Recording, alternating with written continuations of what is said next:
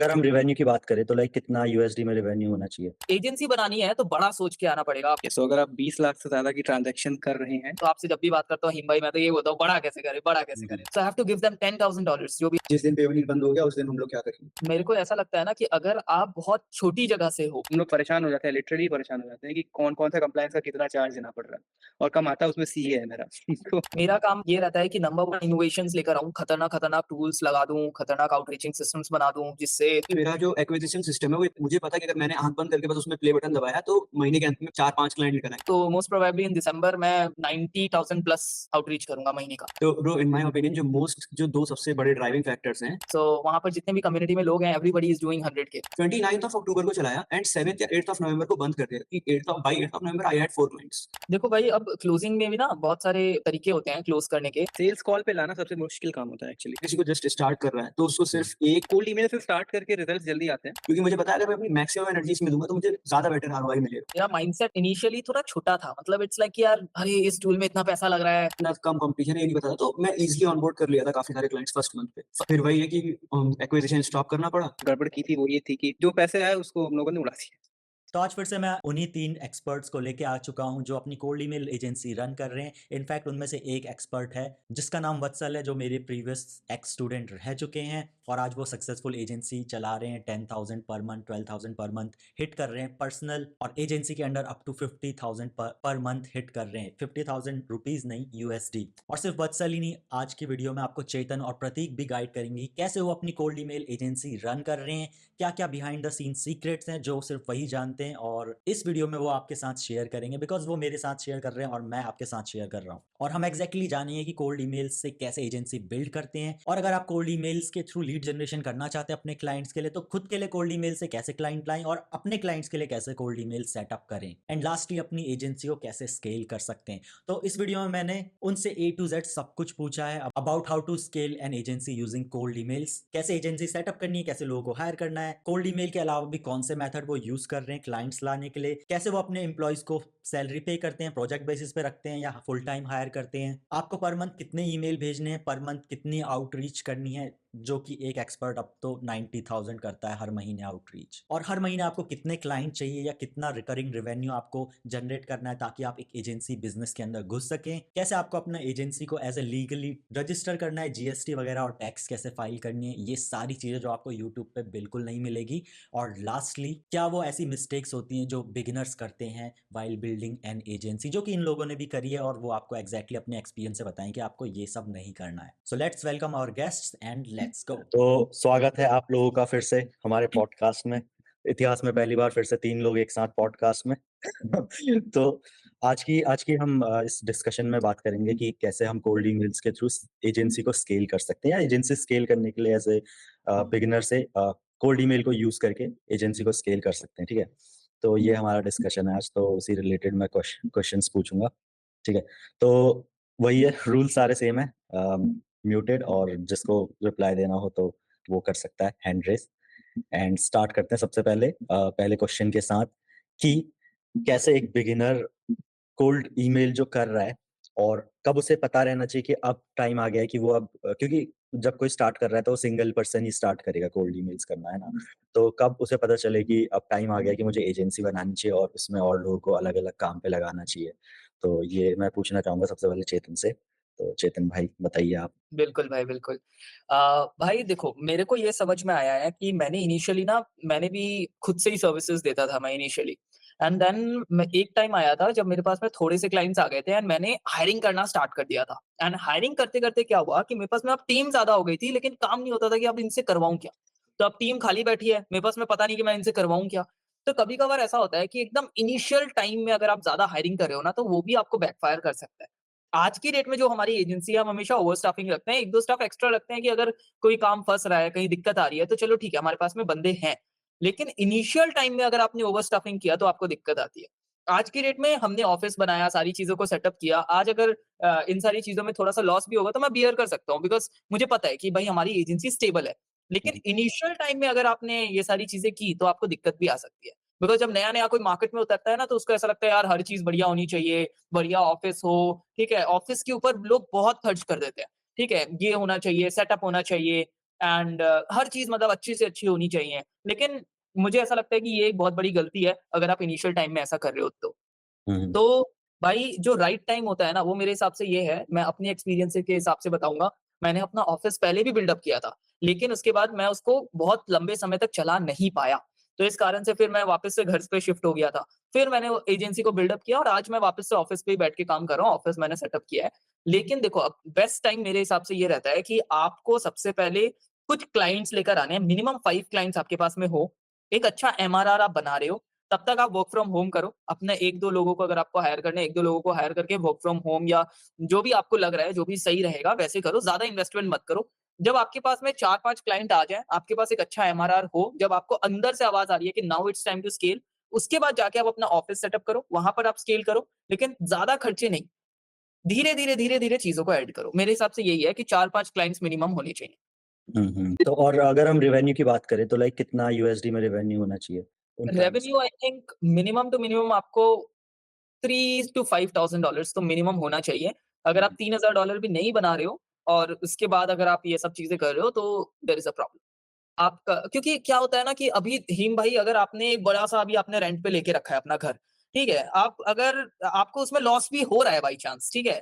अपन beer कर लेंगे, हमें फ़र्क नहीं पड़ता। लाइक मेरे को रेंट देना पड़ रहा है, मैं दे दूँगा। मुझे अगर कुछ भी हो रहा है, मैं कर दूँगा क्योंकि मुझे पता है यार एक तरफ से इनकम आ रही है। हुँ, लेकिन हुँ। जब आपके पास में पैसे नहीं आ रहे होते हैं ना, एक-एक क्लाइंट के लिए आप स्ट्रगल कर रहे हो और आपको पॉकेट से ₹5,000 भी निकाल के देने हैं, वो चुभता है आपको, दर्द होता है। तो दैट इज़ लाइक कि आपको अपने आप को एक ऐसे पोज़ीशन में लेके आना है जो आपको चुभे नहीं कि यार हाँ, ठीक है ना, ऑफ़िस है तो है। मतलब 1 महीने अगर मेरे को लॉस भी बियर करना पड़ रहा है तो आई नो कि मैं प्रॉफिटेबल हूँ। Hmm, hmm. तो that is what I think. Hmm, hmm. Okay Prateek, over to you. I think मेरे हिसाब से I mean whatever he said वो सही है। एक और पॉइंट है वो है इंडिविजुअल रिक्वायरमेंट। हुँ, हुँ। अब अगर किसी बंदे को स्केल करना नहीं है फॉर एग्जांपल, लेट्स से कि उसको क्योंकि स्केल करना एक टीम बनाना is a big task. Hmm, hmm. अब there is a lot of responsibilities. आप जिनके साथ काम कर रहे हो उनको अगर आप फुल टाइम रखे हो उनको पे करना है, प्रोजेक्ट बेस पे रखे हो वो अलग नाटक है। अलग-अलग प्रोजेक्ट मैनेज करना, कम्युनिकेशन प्रॉपर होनी चाहिए। सो एक कंपनी बिल्ड करना it's itself a big task. ठीक है, तो अगर उन्हें लगता है कि उनके अंदर ये स्किल है, वो 10 लोग को मैनेज कर सकते हैं, है ना? सो हुँ, तब उसको उनको स्केल करने के बारे में सोचना चाहिए। और अगर उनको ऐसा लगता है कि 1 या 2 लोगों के साथ ही कुछ पैसे कमा करके वो फ्रीलांस करके या फिर एक छोटे स्केल पे करना चाहते हैं, देन इट्स फाइन। और कब करना चाहिए अगर उन्हें लगता है कि हाँ, मुझे करना है लेकिन कब करना है? उसका आंसर यही है कि जब खुद से सारी चीज़ें हैंडल ना हो रही हों, उनको एक चीज़ पता हो क्लाइंट कैसे क्लोज़ करते हैं और रिज़ल्ट लाते कैसे हैं। ये 2 चीज़ें अगर उनको आती हैं, तो वो स्केल कर सकते hmm, hmm. Vatsal, do you have anything? Bro I think Chetan bro ने जो कहा वो सही है।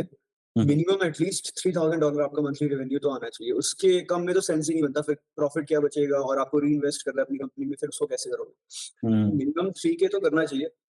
साथ में ये देखना चाहिए कि आपसे आपसे कॉम्प्लीमेंट कौन-सा स्किल करता है। अब जैसे कि आपकी अगर आप डिलीवरी बहुत स्ट्रॉन्ग है, देन आप अपने एंड पे कोई सेल्स वाला साथ में हायर कर सकते हो, जो आपको है जो थोड़ी-सी हेल्प कर दे आपके सेल्स वाले काम के साथ। अगर आपका सेल्स बहुत अच्छा है, आपकी प्रोस्पेक्टिंग बहुत अच्छी है, आप बहुत ईज़िली क्लाइंट्स ला रहे हो, तो आपको डिलीवरी एंड पे करना चाहिए कि मैं सिर्फ सेल्स पे फोकस करूँ, मैं ज़्यादा से ज़्यादा रेवेन्यू उठाने पे फोकस करूँ। हुँ, हुँ। मेरे ख्याल से स्टार्टिंग में दोनों चीज़ें ही बहुत इंपॉर्टेंट होती है, सेल्स भी, डिलीवरी भी, क्योंकि आपको फर्स्ट क्लाइंट को आपसे पैसे नहीं कमाने होते आपको फर्स्ट क्लाइंट से। फर्स्ट क्लाइंट को सिर्फ आपको रिजल्ट्स देने होते हैं ताकि वो आपके लिए वाउच करे। तो हाँ, आई गेस कि आपको मिनिमम 3000 के बाद ही सोचना चाहिए फर्स्ट एम्प्लॉयी के लिए। एंड जैसे मतलब अगर मान लो हम टीम बनाना चाहते हैं, तो आपने बताया कि कॉम्प्लीमेंट्री स्किल होनी चाहिए।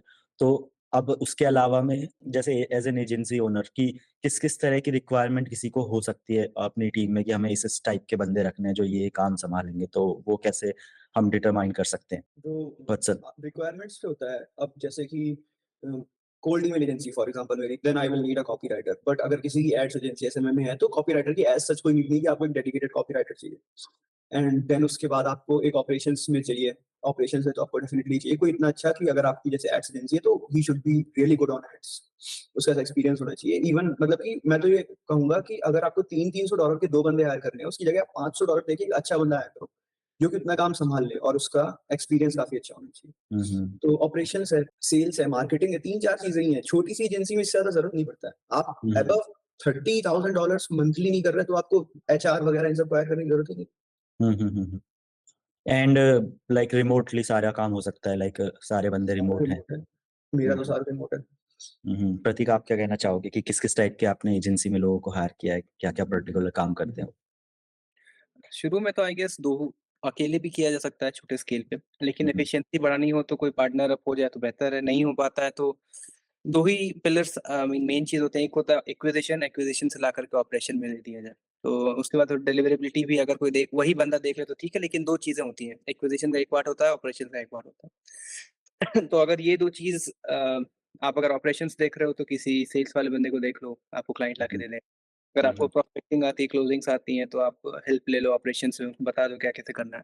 वहाँ से डिलीवरेबिलिटी भी आप हैंडल कर सकते हो। तो मेन यही 2 पार्ट होते हैं, आप क्लाइंट लाओ उसके बाद किसी को दे दो, ठीक है? सो अगर आप किसी के साथ व्हाइट लेबलिंग करना चाहते हो, कोई ऐसी कंपनी है जो जिन्हें क्लाइंट्स चाहिए, आपको आता है कि किस तरीके से क्लाइंट लाते हैं, तो आप वो भी कर सकते हो। आप क्लाइंट लाके पूरा का पूरा उनका डेटाबेस आई मीन जो उनका पूरा इंफ्रास्ट्रक्चर उनको आप यूज़ कर सकते हो। सो या जैसे मतलब हम क्लाइंट लेके आए, हमने किसी और एजेंसी को बोला कि तुम हमारा हाँ, डिलीवरी वाला आपका पार्ट संभाल लो। करेक्ट है। मेरी ब्रांडिंग होगी, मेरा नाम होगा, हर एक चीज़ होगा लेकिन बैक एंड आप सँभालेंगे। सो वो हो गया हुँ, ऑपरेशन पार्ट तो हम क्ला मुझे क्लाइंट लाना आता है, मुझे कोल्ड ईमेल्स भेजना आता है। कल क्लाइंट लाके मैं आपको दे दूँगा। आपका सारा डिलिवरेबिलिटी होगा।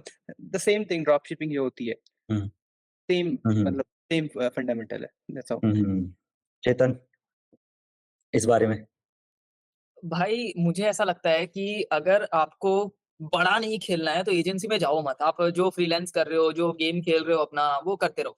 एजेंसी बनानी है, तो बड़ा सोच के आना पड़ेगा आपको कि भाई मेरे को अब इसको बड़ा करना है। मैं तो आपसे जब भी बात करता हूँ हिम भाई, मैं तो ये बोलता हूँ बड़ा कैसे करें, बड़ा कैसे हुँ, करें? हुँ, तो we want to make it big.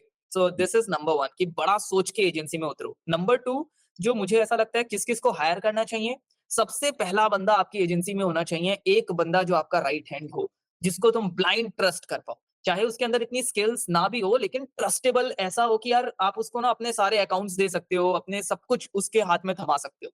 तो सबसे पहला बंदा in your agency should be a guy और अ गर्ल जिस पे आप ब्लाइंड ट्रस्ट करो, जो आपका एक बंदा आपका राइट हैंड खड़ा है। ठीक है? तुम्हें एजेंसी में कोई भी दिक्कत आ रही है, अब हिम भाई आपका पार्टनर है, एकदम ब्लाइंड ट्रस्ट है। अगर कोई दिक्कत आ रही है, वो खड़ा है पीछे सपोर्ट करने के लिए। बिकॉज़ बिज़नेस में बहुत सारे अप्स एंड डाउन्स आते हैं, तो यू नीड समबडी एंड एक तो मुझे ऐसा बंदा चाहिए ही चाहिए, चाहे स्किल कम हो, ट्रस्टेबल हो। उसके बाद की जो जर्नी होती है ना, वो आसान हो जाती है। उसके बाद की जो जर्नी है ना, उसमें ये रहता है कि आप देखो आपको किसकी-किसकी ज़रूरत पड़ रही है, आप उसको हायर करते जाओ। इनिशियली मेरा ये रहता है कि आप इंटर्न बेसिस पे हायर करो and then you can keep it full time. But directly आपको ज़्यादा हायरिंग नहीं करनी है, जिसकी-जिसकी ज़रूरत पड़े। अब वीडियो एडिटिंग एजेंसी में आपको वीडियो एडिटर्स की ज़रूरत पड़ेगी, कॉपीराइटिंग एजेंसी में कॉपीराइटर्स चाहिए, नॉर्मली आपको एक एजेंसी बनाने के लिए बस 2 लोग चाहिए, जो एक आपका राइट हैंड हो एंड दूसरा जो सारे ऑपरेशंस को मैनेज करके आपको रिपोर्टिंग कर पाए। बिकॉज़ मैं नहीं चाहता कि अब एक वीडियो एडिटिंग एजेंसी है, अब मैं नहीं चाहता कि मैं अपने सारे वीडियो एडिटर से कनेक्टेड रहूँ। मैं नहीं चाहता कि मैं सारे के सारे वीडियो एडिटर से अपडेट माँगता रहूँ, भाई क्या हुआ वीडियोज़ का, कब तक आ जाएगी, डिलीवरी कब हुँ, होगी? मेरे को हुँ, चाहिए कि एक बंदा मैं अपॉइंट कर दूँ, जिसका काम है वो सारे वीडियो एडिटर्स को मैनेज करना। तो एक मैनेजर चाहिए, एक मेरे को राइट हैंड चाहिए, ठीक है? एंड बाकी को तो आप ऐसे भी रख सकते हो प्रोजेक्ट बेसिस में आपने रख लिया, जैसे वीडियो एडिटर्स को आपने प्रोजेक्ट बेसिस में रख लिया, जितने वीडियोज़ हैं उतने पैसे दे दिए। तो बाकी तो depends upon the need, but this 2 people are very important in your agency जो हम हमेशा रखते हैं। दूसरा अगर आप सोलो कर रहे हो, तो कोई दिक्कत नहीं है आप सोलो करो। अगर आपको पार्टनरशिप सूट करती है, तो आप पार्टनरशिप पे भी जा सकते हो, लेकिन पर्सनली मैंने पहले भी कई बार पार्टनरशिप ट्राई किया है, लेकिन पार्टनरशिप मेरे को ज़्यादा अच्छी जमती नहीं है। एंड तो मेरे लिए पर्सनली पार्टनरशिप इतना ज़्यादा मेरे को पसंद नहीं है। हुँ। वही है कि लाइक यू कैन नॉट मतलब अगर आपको लगता है कि आप लोन वुल्फ हो और अकेले ही काम कर सकते हो, हाँ, तो आपको अकेले ही करना चाहिए। एक तो ऐसा लगता है कि यार मेरे को बहुत बड़ा करना है, मेरे को थोड़ा स्पीड चाहिए और हुँ, पार्टनरशिप में मुझे वो स्पीड नहीं मिल पाती है और मेरे को वो अथॉरिटी नहीं मिल पाती है कि मैं उस बंदे को बोल पाऊँ। If I am hiring hmm, an employee तो मेरे हुँ, पास अथॉरिटी है कि भाई क्या काम कर रहे हो? आप स्पीड में काम करो वरना हुँ, नहीं हुँ, वर्क कर रहा है हमारा साथ में। But hmm, as a hmm, partner मैं वो अथॉरिटेटिव नहीं बन पाता हूँ। हुँ, दूसरी चीज़ ये है कि if my agency is doing near about like let's say 20K a month, ठीक है? और मैं किसी पार्टनरशिप में जा रहा हूँ 30% या जो भी है 50%, so I have to give them $10,000 जो भी हमारा मतलब हुँ, प्रॉफिट मार्जिन है। बट भाई $10,000 $5,000 में तो आपको एमबीए वाला अच्छे से अच्छा बंदा मिल जाएगा ना, हुँ, मतलब हुँ, बहुत अच्छा बंदा आपको मिल सकता है। तो इट इज़ लाइक हुँ, कि hiring a employee I think that is better but एक राइट हैंड आपको बहुत ज़रूरी है। चाहे वो आपका पार्टनर पहले दिन से आप पार्टनरशिप में हो तो कोई दिक्कत नहीं है बट मेरा पॉइंट ऑफ व्यू ऐसा है, मुझे ऐसा लगता है पर्सनली। हुँ, हुँ। सो इसी से नेक्स्ट क्वेश्चन ये आ जाता है कि हम कहाँ से अपने एजेंसी के लिए लोगों को हायर कर सकते हैं? क्या-क्या सोर्सेज़ हैं जिससे हम हायर करते हैं? तो मेरे लिए सबसे बढ़िया सोर्स अभी तक लिंक्डइन जॉब्स रहा है। मैंने लिंक्डइन जॉब से बहुत हायरिंग की है एंड एक इश्यू आता है लिंक्डइन जॉब्स में आपको इतने ज़्यादा क्वालिटी कैंडिडेट्स नहीं मिलते हैं। तो लिंक्डइन जॉब से अगर आपको हायरिंग करनी है तो आपको क्या करना पड़ेगा, आपको हायर करना पड़ेगा ज़्यादा लोगों को। जैसे हम क्या करते हैं, हमें अगर 2 लोगों की ज़रूरत है ना, तो हम 6-7 इंटर्नशिप अपॉर्च्युनिटीज़ निकाल देते हैं।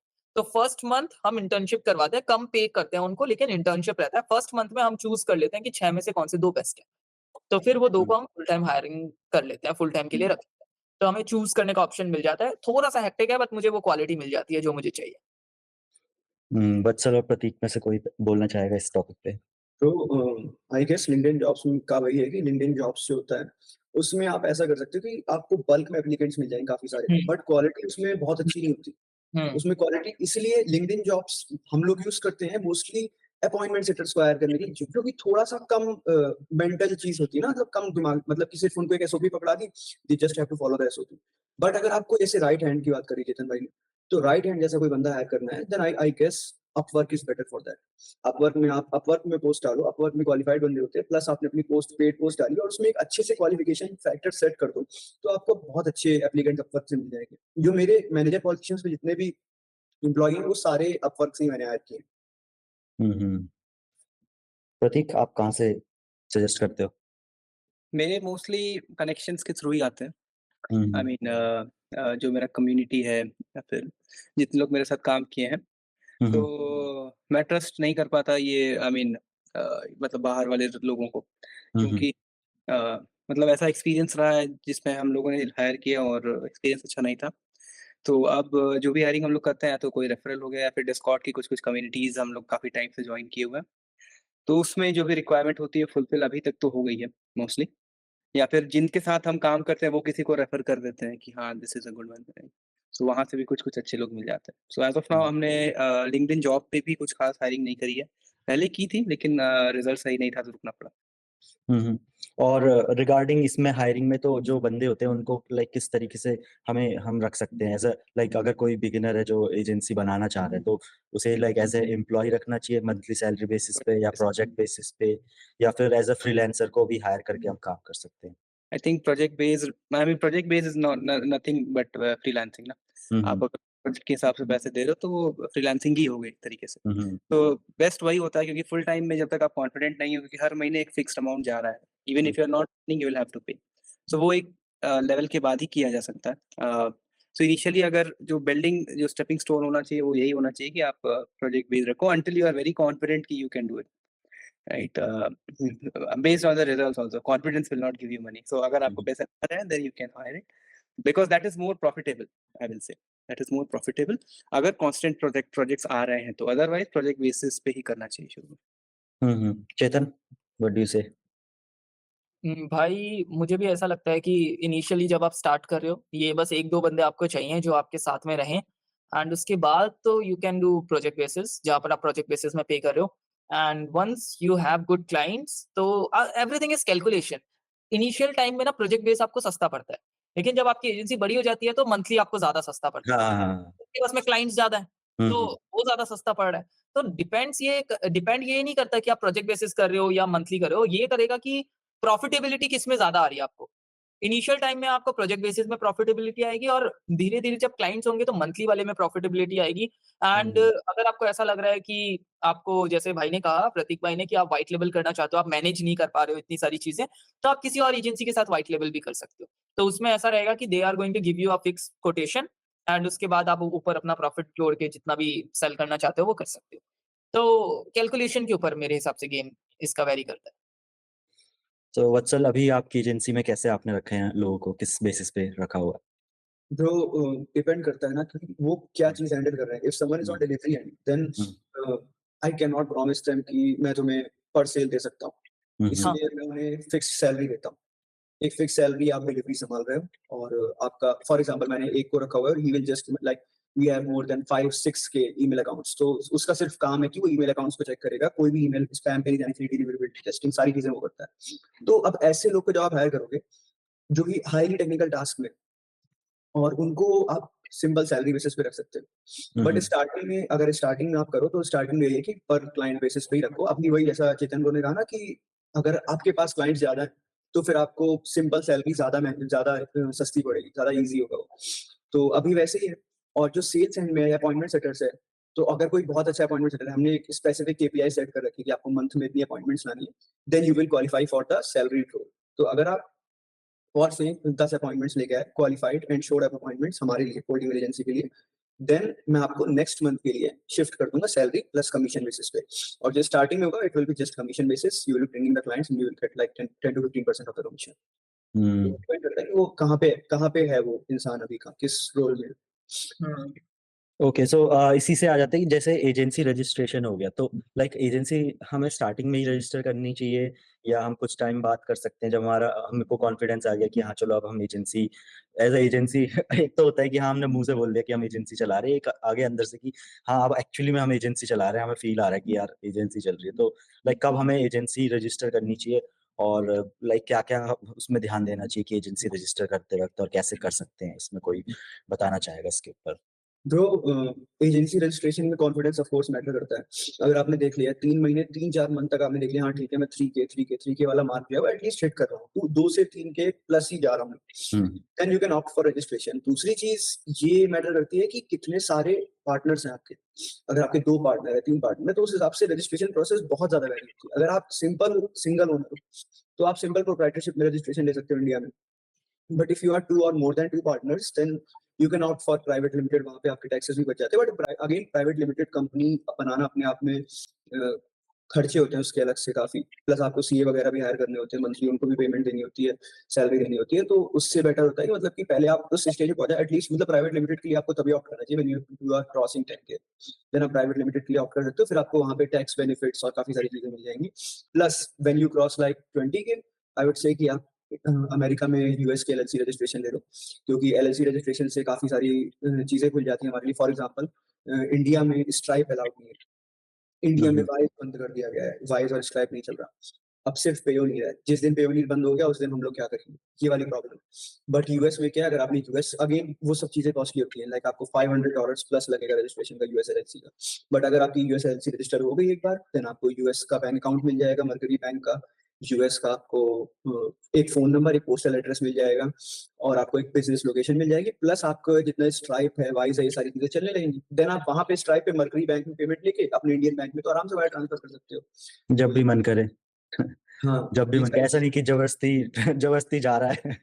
क्योंकि ये और पेपैल स्ट्राइप, मतलब पेपैल और इसमें जैसे इंडिया में हम लेते हैं पेपैल वाइज, तो ये मतलब होल्ड नहीं करने देते मनी को, डायरेक्ट अकाउंट में भेज देते हैं। हम्म, तो एक वो फैक्टर भी रहता है कि यार एक सही टाइम पे पैसे को हम विड्रॉ कर काफी दें। सारे और फैक्टर्स होते हैं। फॉर एग्जांपल, आपको अगर कॉल करना है, अब एक कॉलिंग का सॉफ्टवेयर बहुत अच्छा होता है जो मेरे अपॉइंटमेंट सेटर्स यूज करते हैं, मैंने उनको एक्सेस दे रखा है ओपन फोन का। बट ओपन फोन में प्रॉब्लम क्या है, you have to have a US LLC, तभी वो आपको रजिस्टर करने देगा, वरना वो अनलिमिटेड कॉलिंग और अनलिमिटेड टेक्सटिंग नहीं देगा। तो अमेरिका में unlimited calling and unlimited texting देगा वो आपको, चाहे जितने टेक्स्ट करो, और उसका it will cost around $33 a month. अगर आप उसको मंथली बेसिस पे लो, 23 अगर ईयरली, मैंने ईयरली ले रखा है, तो उससे क्या होता है, ओपन फोन आपका अनलिमिटेड कॉलिंग टेक्सटिंग के लिए, स्पैम मत करो, but you can like genuine prospects को कॉल करना है या टेक्स्ट करना है, अपॉइंटमेंट्स कंफर्म करनी है, उसके लिए काफी अच्छा होता है ओपन फोन।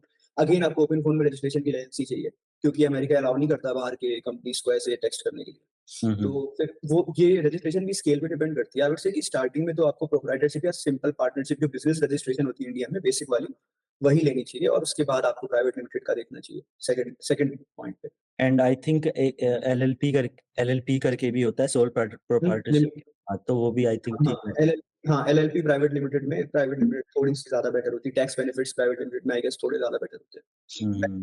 पहले एलएलपी सोच रहा था, बट देन मुझे प्राइवेट लिमिटेड सजेस्ट किया, तो मैंने फिर वो ऑप्ट कर लिया था। एंड जो ये है इसको मतलब कहाँ से हम कर सकते हैं रजिस्ट्रेशन वगैरह, कैसे होती है, कोई पोर्टल वगैरह सबसे ऑनलाइन? बेस्ट बताता हूँ आपको, सबसे बेस्ट चीज है अपने लोकल सिटी में ढूंढो किसी को, सबसे बेस्ट वही है, क्योंकि आपको उनके पास जाना पड़ेगा, प्रॉब्लम्स फेस करोगे, कभी ना कभी जाना पड़ेगा, कुछ इनवॉइस का प्रॉब्लम हो गया, कुछ टैक्स का प्रॉब्लम है, तो मैं तो यही सजेस्ट करूंगा कि सीए आपको जो हायर करना चाहिए इस काम के लिए, वो ऑनलाइन, मतलब ऑनलाइन थोड़ा कम प्रेफर करना चाहिए। मैंने ऑनलाइन प्रेफर किया था, एंड आई कैन से कि मुझे ज्यादा बेटर होता अगर मैं ऑफलाइन अपने किसी लोकल सीए को हायर करता था। तो या ऑनलाइन आपको रजिस्टर करके दे देंगे, बट देन अगेन आपका कोई ऐसे टच पॉइंट नहीं रहता। अब जैसे आपको कई बार ऐसी प्रॉब्लम आती है, बुक कीपिंग में कोई प्रॉब्लम आ गई, तो आपको सीधे सीए के ऑफिस जाना है, तो फिर आपको उनको व्हाट्सएप में मैसेज करना पड़ेगा, उनके आगे पीछे घूमना पड़ेगा। उससे बेटर है कि आप अपने लोकल सीए को इसमें ज्यादा प्रेफर करो, ज्यादा बेटर है। अब तो सीए तो आराम से मिल जाते हैं अपने नेटवर्क में ही दोस्त वगैरह कोई ना कोई होगा ही आस-पास रिश्तेदारी में, तो उससे करवाना लोकल फिर से सही रहेगा। हाँ, लोकल से अच्छा है। इवन अगर कोई रिश्तेदारी में नहीं है या दोस्तों में नहीं है, आप सिंपल गूगल पे सर्च करो CA near me company hmm. Registration in Delhi, तो आपको आ जाएँगे, अच्छे खासे आ जाएँगे, काफ़ी सारे आ जाते हैं। हाँ भाई चेतन आप क्या बोल रहे थे? भाई मेरे को ऐसा लगता है ना कि अगर आप बहुत छोटी जगह से हो, तब कभी-कभार लोकल सीएज़ अच्छा परफ़ॉर्म नहीं करते बिकॉज़ हुँ, आप हुँ। एजेंसी चला रहे हो ना, उनके पास में ये आइडिया रहता है कि नॉलेज कैसे नहीं ये है। दुकानों का कर सकते हैं। हुँ, अब हुँ। इंटरनेशनल पेमेंट्स में जीएसटी नहीं लगता, ठीक है? और बहुत सारी चीज़ें होती हैं जो हम एजेंसी में दिक्कतें आ सकती है, टैक्स सेविंग कैसे किया जाए? तो वो ना अगर आप छोटी जगह में हो ना तो कभी-कभार लोकल सीएज़ को हायर करने में दिक्कत आ सकती है, ये चीज़ मैंने नोटिस की है, कई लोगों ने मुझे ऐसा बताया है। जैसे कि मैंने ना अभी रिसेंटली कुछ एजेंसी ओनर्स से बात हो रही थी, तो उन्होंने मुझे कुछ टैक्स सेविंग के टेक्निक्स बताए। जब मैंने वो चीज़ अपने एक दोस्त के साथ में शेयर की, वो बोलता है कि भाई मेरा सीए तो बोल रहा है ऐसे नहीं होता है, ऐसे नहीं होता है। मतलब उनको नॉलेज ही नहीं है। तो लोकल सीएस हमेशा बढ़िया वर्क करते हैं, अगर आप अच्छी जगहों में हो। अगर आप बहुत छोटी जगहों में हो ना, तो try to get somebody who is bit knowledgeable. तो मैं तो वही मेरा तो लोकल ही सी है, लेकिन वो अच्छा खासा उसका नॉलेज है, अच्छा मतलब बहुत बढ़िया बंदा है। तो किसी को कनेक्ट करना है तो मैं करवा सकता हूँ और बाकी तो अगर आप अच्छी जगह में हो तो अपना लोकल सीए ही ट्राई करो। That is a good one. Prateek anything to say इसमें? या as per government law actually company register कराने का एक टर्म है, ठीक है? जब आपका ईयरली रेवेन्यू 20 लाख क्रॉस कर जाता है, then you have to register your company, ठीक है? सो अगर आप 20 लाख से ज़्यादा की ट्रांज़ैक्शन कर रहे हैं, then you need to register your company और जीएसटी नंबर आपको लेना पड़ता है, दैट इज़ मैंडेटरी, ठीक है? सो अगर एक फाइनेंशियल ईयर में यानी अप्रैल से लेकर के नेक्स्ट ईयर मार्च तक आपका ट्रांज़ैक्शन 20 लाख से क्रॉस कर रहा है, then hmm, anyways you have to take the you know उसको आपको जीएसटी। रजिस्टर करानी पड़ेगी, चाहे वो सोल प्रोप्राइटरशिप में आप करा लो, एलएलपी करा लीजिए, प्राइवेट लिमिटेड करा लीजिए, इट डिपेंड्स ऑन यू। अब रही बात प्राइवेट लिमिटेड में, तो प्राइवेट लिमिटेड में बहुत सारे कंप्लायंसेस होते हैं, हम लोग प्राइवेट लिमिटेड कंपनी ही हैं और उसमें खर्चे गिरते हैं जैसे वत्सल ने बताया। इसमें बहुत ज़्यादा खर्चे गिरते हैं। आपके पास एक हमेशा एक सीए होगा और 20 लाख क्रॉस करने के बाद ऑल्दो हमारा जीएसटी नहीं लगता, लेकिन फिर भी जीएसटी रिटर्न फाइल करना पड़ता है हर महीने 20 तारीख से पहले। ठीक है? तो वो जीएसटी फाइल करने का सीए अलग चार्ज लेता है। ठीक है? उसके बाद फिर हर साल एंड में आईटीआर अलग से फाइल होता है कंपनी का, पूरी ऑडिट रिपोर्ट बनती है, पूरे ट्रांज़ैक्शंस की डिटेल्स बनती हैं। वो सीए करता है, तो ये स्पेसिफिक उनका है। तो ये तभी होता है जब आपका 20 लाख से ज़्यादा का ट्रांज़ैक्शन हो रहा होता है, पहली चीज़। और प्राइवेट लिमिटेड और सोल प्रोप्राइटरशिप में फ़र्क यही है कि प्राइवेट लिमिटेड जो कंपनी होती हैं, उसमें आप फंडिंग उठा सकते हो, ठीक है? फंडिंग उठाने की पर्पज़ अगर आप जा रहे हैं, तो प्राइवेट लिमिटेड बेहतर पड़ती है। सोल वाले में कोई ज़्यादा कंप्लायंस नहीं है, बहुत ईज़ी सेटअप होता है, गवर्नमेंट रजिस्ट्रेशन के साथ। तो मैक्सिमम बहुत ज़्यादा किसी को फंडिंग वगैरह नहीं लेनी है, तो प्राइवेट लिमिटेड मेरे हिसाब से नहीं लेना चाहिए क्योंकि हम लोग प्राइवेट लिमिटेड ही हैं। तो आई मीन हाँ, बेनिफिट्स हैं, नो डाउट, बट देन उसमें बहुत ज़्यादा कंप्लायंस है, बहुत ज़्यादा कंप्लायंसेज़ हैं। मतलब हम लोग परेशान हो जाते हैं, लिटरली परेशान हो जाते हैं कि कौन-कौन सा कंप्लायंस का कितना चार्ज देना पड़ रहा है और कमाता उसमें सीए है मेरा। तो यही है प्राइवेट लिमिटेड में हाँ, लेकिन हाँ, कुछ फ़ायदे भी होते हैं, तो डिपेंड्स थोड़ा-सा सीए से अगर वो कंसल्ट कर लेंगे तो ज़्यादा बेहतर रहेगा। हुँ, हुँ। लेकिन 8 लाख के बाद आपको रजिस्टर करा लेना चाहिए। That's what government says. Hmm. So even if like GST ना भी भरने की ज़रूरत है, स्टिल लेना मतलब जीएसटी वगैरह ये सब लेना पड़ता लेना है। हम लोग का जैसे एक्सपोर्ट सर्विस है, उसमें जीएसटी नहीं लगता, गवर्नमेंट जीएसटी अप्लाई नहीं करती है। लेकिन फिर भी जीएसटी रिटर्न फाइल करना पड़ता है हम लोग को हर महीने, करना ही है। है। नहीं करोगे तो उसका पेनल्टी आपको देना पड़ेगा, भले आपको जीएसटी नहीं भरना है। हुँ। तो देखिए तो एक एक क्वेश्चन आया मेरे दिमाग में कि एज़ अ एजेंसी ओनर आपका क्या रोल है अपनी एजेंसी के अंदर? मेरा मेरा मेन बिज़नेस डेवलपमेंट है और कंपनी ग्रो कर रहा है। सो मेरा फ्रंट एंड का काम है यानी कि सारी चीज़ें क्लाइंट ऑनबोर्डिंग, क्लाइंट से बातचीत करना, है ना? नए क्लाइंट्स लेकर के आना और सेकंड टीम जो मेरा पार्टनर है, उसको मैं शिफ्ट कर देता हूँ कि ये सारी चीज़ें हैं, आप इसके बाद आप देख लीजिए। हुँ, और उसके बाद जो टीम मेरी है, वो हम लोग हायरिंग प्रोसेस तो ये मेरा फ्रंट एंड का सारा काम मेरा है। ऑपरेशंस एंड ऑल मेरा पार्टनर देखता है। हुँ, हुँ। और वत्सल आप बताना चाहोगे कि आप एज़ अ एजेंसी ओनर क्या काम करते हो अपनी एजेंसी में? Because everyone has different role. जैसा प्रदीप ब्रो का मेरा भी सेम है कि बिज़नेस डेवलपमेंट एंड स्केलिंग ये चीज़ एज़ ए फाउंडर ये आपकी ही ज़िम्मेदारी है। अगर क्लाइंट्स आने की। हाँ, अगर पैसा इस मंथ नहीं आएगा तो आप मंथ के एंड में सैलरीज़ कैसे बाँटोगे? हुँ, तो हुँ। मेन चीज़ है बिज़नेस डेवलपमेंट वो उसका मैंने अपनी उसी का सारी चीज़ें मैंने सँभाल रखी है, बिज़नेस डेवलपमेंट की। देन मेरे नीचे एक वीए है, जिसको मैं ट्रेन करता रहता हूँ, वो भी करती रहती है और मैं भी साथ में करता रहता हूँ। साथ में जो डिलीवरी है, क्योंकि एज़ ए मतलब एक cold email agency delivery difficult होती है एंड काफ़ी सारे एस्पेक्ट्स होते हैं जो आपको देखने होते हैं। तो उसमें फिर काफ़ी सारे वहाँ पे मेरा को-फाउंडर संभाल लेता है। वहाँ पे मैंने जैसे चेतन भाई ने पहले बताया था कि राइट हैंड चाहिए होता है, तो मैंने उसको एज़ ए राइट हैंड ही रखा हुआ है। तो वो सारी चीज़ें मैंने उसको सारी चीज़ें सिखाई, उसे खुद भी वो काफ़ी हार्ड वर्किंग है, तो सीखता रहता है। तो अब वो सारी चीज़ें सँभाल लेता है मेरे बिना। तो मेरा काम जो है वो ये है कि जब तक कोई क्लाइंट बिल्कुल जाने की स्टेट में नहीं है, तब तक मैं उसके साथ मीटिंग में नहीं आता, तब तक वो सँभाल लेता है। फिर जब कोई ऐसी बड़ी प्रॉब्लम आती है, तब मैं क्लाइंट के साथ मीटिंग में चला जाता हूँ। अदरवाइज़ मैं अपना मेन मेन बिज़नेस चीज़ है। डेवलपमेंट एंड स्केलिंग पे ही फोकस करता चेतन, आप तो मल्टीपल हैट्स पहनते होंगे क्योंकि अकेले ही ये सब कुछ। भाई मेरे को ऐसा लगता है कि मेरी एजेंसी में ऑलमोस्ट एवरीथिंग ऑटोमेट हमने कर दी है। मतलब हमें ज़्यादा कुछ इन्वॉल्वमेंट की ज़रूरत नहीं है। मेरा काम ये रहता है कि नंबर 1 इनोवेशंस लेकर आऊँ, खतरनाक टूल्स लगा दूँ, खतरनाक आउटरीचिंग सिस्टम्स बना दूँ, जिससे बढ़िया से बढ़िया हम आउटरीच कर पाएँ, वॉल्यूम वाला गेम खेल पाएँ।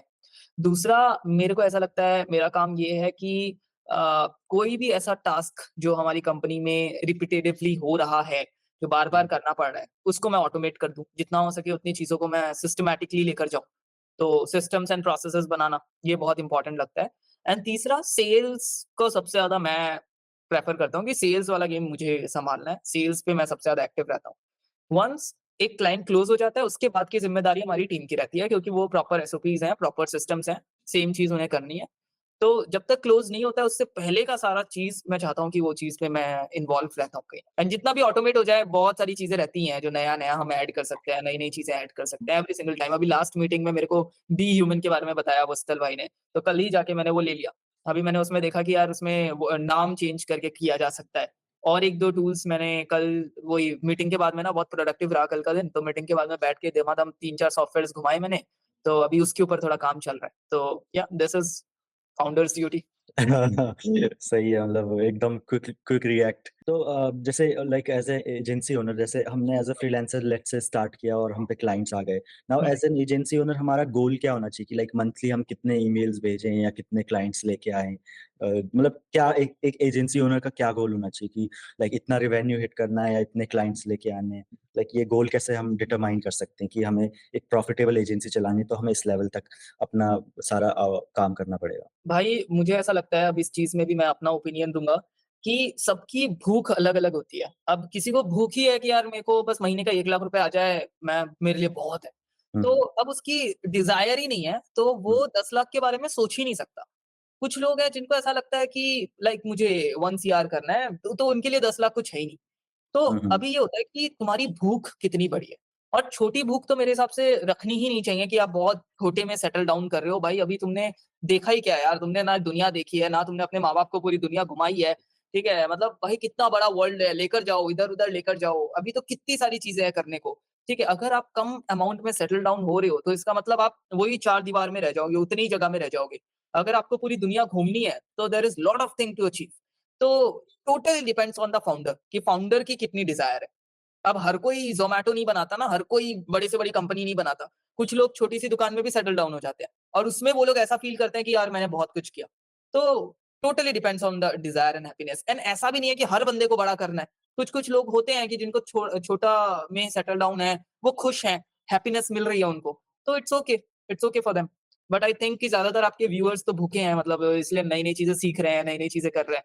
तो इट्स लाइक यार ड टोटली डिपेंड्स मतलब नथिंग इज़ इम्पॉसिबल। ऐसे भी एजेंसी ओनर्स हैं जो 10 के कर रहे हैं, ऐसे भी एजेंसी ओनर्स हैं जो 50 के कर रहे हैं, ऐसे भी एजेंसी ओनर्स हैं जो 100 के इवन 200, 500 के, millions of dollars a month भी कर रहे हैं। तो हर तरीके के लोग हैं, अगर वो कर सकते हैं तो हम भी कर सकते हैं, आप भी कर सकते हो। हुँ, तो hmm. That is what I think या तो like just point of reference के लिए कि लाइक अभी आप एजेंसी में कितने कोल्ड ईमेल भेज रहे हो मंथली के? भाई अभी मैं शायद ईमेल्स एंड अभी लिंक्डइन एंड सारी चीज़ें सेटअप करके मैं इस महीने से अभी सेटअप चल रहा है मेरा, तो मोस्ट प्रोबेबली इन दिसंबर मैं 90,000 प्लस आउटरीच करूँगा महीने का। सो दैट इज़ माय 90,000 गोल। या एंड प्रोजेक्शन क्या है आपकी कि इससे कितना हो सकता है, कितने क्लाइंट्स आ सकते हैं? कुछ भाई प्रोजेक्शन अभी ना वगैरह? मैंने recently I am not going to reveal the name but अभी रिसेंटली मैंने एक कोचिंग प्रोग्राम में एनरोल किया है। सो उसने they have charged 22,000 Euros for the coaching. तो अभी दे आर लाइक कि भाई वो कुछ-कुछ चीज़ें बता रहे हैं। सो अभी now the goal is to hit 100K। So वहाँ पर जितने भी कम्युनिटी में लोग हैं, everybody is doing 100K and that's the reason wow! They are charging 22,000 euros, तो 20-22 लाख रुपए चार्ज कर रहे हैं। बट द थिंग इज़ कि उस हिसाब से अभी प्रोजेक्शन चल रहा है मेरा, तो my goal is to hit 100K in the next year एंड मुझे करना है भाई, कैसे भी करके करना है, लगा देनी है। पैसे भी लग गए हैं अब तो और वो भी आ गई हाँ, है अंदर से यार, सही है भाई, हो दैट जाएगा, इज़ माय बढ़िया। गोल। सही है भाई। प्रतीक, आप क्या कहना चाहोगे? अभी कितने ईमेल्स आप भेज रहे हो मंथली एंड हम क्या लोग चल अभी रहा है? I guess I mean I 10-15,000 sorry, hmm, hmm. 10-15,000 emails. क्योंकि हमारे पास ऑलरेडी पहले के काफ़ी क्लाइंट्स हैं। हुँ, तो हुँ। अच्छा, तो देयर इज़ नो क्लाइंट ऐसा ऐसा मतलब ये नहीं है कि ज़रूरी नहीं है कि तुम बस बढ़ाते जाओ, अपने हिसाब से पॉइंट, एडजस्ट कर सकते हो। रिजल्ट्स भी तो आने चाहिए। मैं तो ला के रख हाँ, मैं तो भेज ही रहा था पहले 1 लाख तक। हाँ, हाँ, मैंने हाँ। भेजा है, 1 हाँ, लाख एक महीने मैंने ईमेल्स भेजे हैं। हुँ, हुँ। लेकिन उसके बाद मुझे ड्रॉप डाउन करना पड़ा क्योंकि बहुत सारे क्वेरीज़ आ गए, और जब हुँ, वो हुँ। ऑन बोर्ड हो गए तो उनके रिजल्ट्स पे फ़ोकस करना। मैं सब लाके भरता जाऊँ और पीछे से निकलते जाएँ तो उसका सेंस नहीं बनता है। हुँ, तो हुँ, ये हुँ। रहता है कि हाँ, ठीक है, एक्विज़िशन रुकना नहीं चाहिए। हाँ, स्लो डाउन हमने कर दिया है। हुँ, हुँ। फिर और भी रीज़न्स हैं क्योंकि कुछ और प्लान हम लोग कर रहे हैं। हुँ, सो हुँ। अब अगर उसमें बहुत ज़्यादा फ़ोकस कर देंगे तो देयर आर मेनी रीज़न्स, इसकी वजह से हमने कम कर दिया है। हुँ, ठीक है? हुँ। तो एज़ ऑफ नाउ 10,000 15,000 मैक्स होगा, उससे ज़्यादा नहीं जा रहा। बट एंड मतलब 1 लाख तक पे आप गए हो, लाइक 100 के हाँ, वो तो हमने किया है। तो प्रैक्टिकली हुँ, मैंने आपको बताया भी था, दिखाया हुँ, भी था। हुँ। हुँ, हुँ। तो वो तो हमने किया है practically and the results were good. Hmm, एक पॉइंट ये है कि अगर बिज़नेस आप कर रहे हैं, मैंने बुक पढ़ा था वही, क्या नाम है इनका, एलेक्स भाई का, एलेक्स हरमोजी हुँ, का, उसमें साफ लिखा हुआ था कि if your business is not growing, it is dying. Hmm, अगर वो हुँ। स्टैग्नेंट भी है, तो भी आपका बिज़नेस नीचे ही जा रहा टाइम है। हाँ, डाउन जा रहा है। तो हमेशा ग्राफ ऊपर ही होना चाहिए, भले थोड़ा-सा ही ऊपर हो, लेकिन ऊपर ही होना चाहिए। स्टैग्नेंट भी है, तो वो नीचे जाने वाला है। हुँ, सो ये हुँ। एक चीज़ है जो मैं पर्सनली फॉलो करता हूँ कि अगर पिछले मंथ से थोड़ा भी कम है, definitely we are on the verge of dying. अगर कभी पहले से कम हुआ है तो फिर अलार्मिंग हो जाना चाहिए कि हाँ, there is some problem that needs to be fixed. Hmm, तो वत्सल आप कितने ईमेल्स भेज रहे हो अभी मंथली? तो मेरा जो ईमेल सिस्टम है, वो it is capable to handle like 100,000 emails per month. Hmm, hmm. But मैं उससे अभी 1/10 भी नहीं भेज रहा, मैं 10,000 से भी कम भेजता हूँ। क्योंकि मेरा मतलब कि मेरा जो एक्विज़िशन सिस्टम है वो इतना इतना ज़्यादा डाइल्ड आउट है कि मैंने अगर मुझे पता है कि अगर मैंने आँख बंद करके बस उसमें प्ले बटन दबाया तो महीने के अंत में 4-5 क्लाइंट निकल आएँगे। तो हुँ, इसीलिए वो 10,000 ईमेल्स में ही 4-5 क्लाइंट बहुत है। निकल आए। क्वालिटी मैंने उसको क्वालिटी मैटर करती है ना, यस, क्वालिटी और मैंने उसको क्वांटिटी। 29th ऑफ अक्टूबर को चलाया एंड 7th या 8th ऑफ नवंबर को बंद कर दिया कि 8th of November I had 4 clients, 4 onboarding scheduled हो चुकी थी मेरी। हुँ, हुँ। तो इसलिए तब से मैंने बंद कर दिया। अब जो मेरे लिए मेन बॉटलनेक है वो है स्केलिंग, बिकॉज़ हुँ, आपको अब क्योंकि वो एसएमएमए जो है फॉर एग्ज़ाम्पल उसमें आपको या वेब डेवलपमेंट एजेंसी, तो इसमें आपको इंडिया में काफ़ी सारे वेब डेवलपर्स मिल जाएँगे एंड सोशल मीडिया मार्केटिंग में काफ़ी एड्स रन करने वाले मिल जाएँगे, काफ़ी अच्छे मिल जाएँगे। अगर आप कुछ हुँ, किसी को अच्छे पैसे दोगे, अच्छी सैलरी दोगे, काफ़ी अच्छे लोग मिल जाएँगे। But this is not same for cold email. Hmm, hmm. मुझे कोई क्ले स्पेशलिस्ट चाहिए या फिर कोई कोल्ड ईमेल स्पेशलिस्ट चाहिए, तो मुझे बहुत मतलब कि एक इन डेप्थ हायरिंग फनल चलानी होती है। फिर मैं इंटरव्यू लेता हूँ, फिर मैं उनको फाइनल करता हूँ।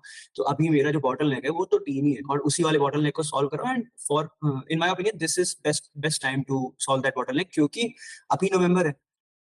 अभी थैंक्सगिविंग वीक चल रहा है। कोल्ड ईमेल्स पे रिप्लाई नहीं आ रहे हैं। अगर आप लोग ने भी कल भेजे होंगे तो ज़्यादा रिस्पॉन्स नहीं आए होंगे और हुँ, पूरे थैंक्सगिविंग वीक में रिस्पॉन्स नहीं आएँगे। तो हुँ, मैंने इसीलिए सबका कैंपेन बंद कर रखा है एंड मैंने सबको इंस्ट्रक्ट किया कि जस्ट फॉलो-अप्स पे ही ध्यान रखो, अभी न्यू लीड्स को मत भेजो ईमेल्स। हुँ, हुँ, और सेम चीज़ है, अभी मैंने भी अपना कैंपेन बंद कर रखा है और मेरी अब सारी चीज़ें डाइल्ड आउट हैं, लेकिन अब प्रॉब्लम ये है कि दिसंबर में 15 दिन तक चलेगा।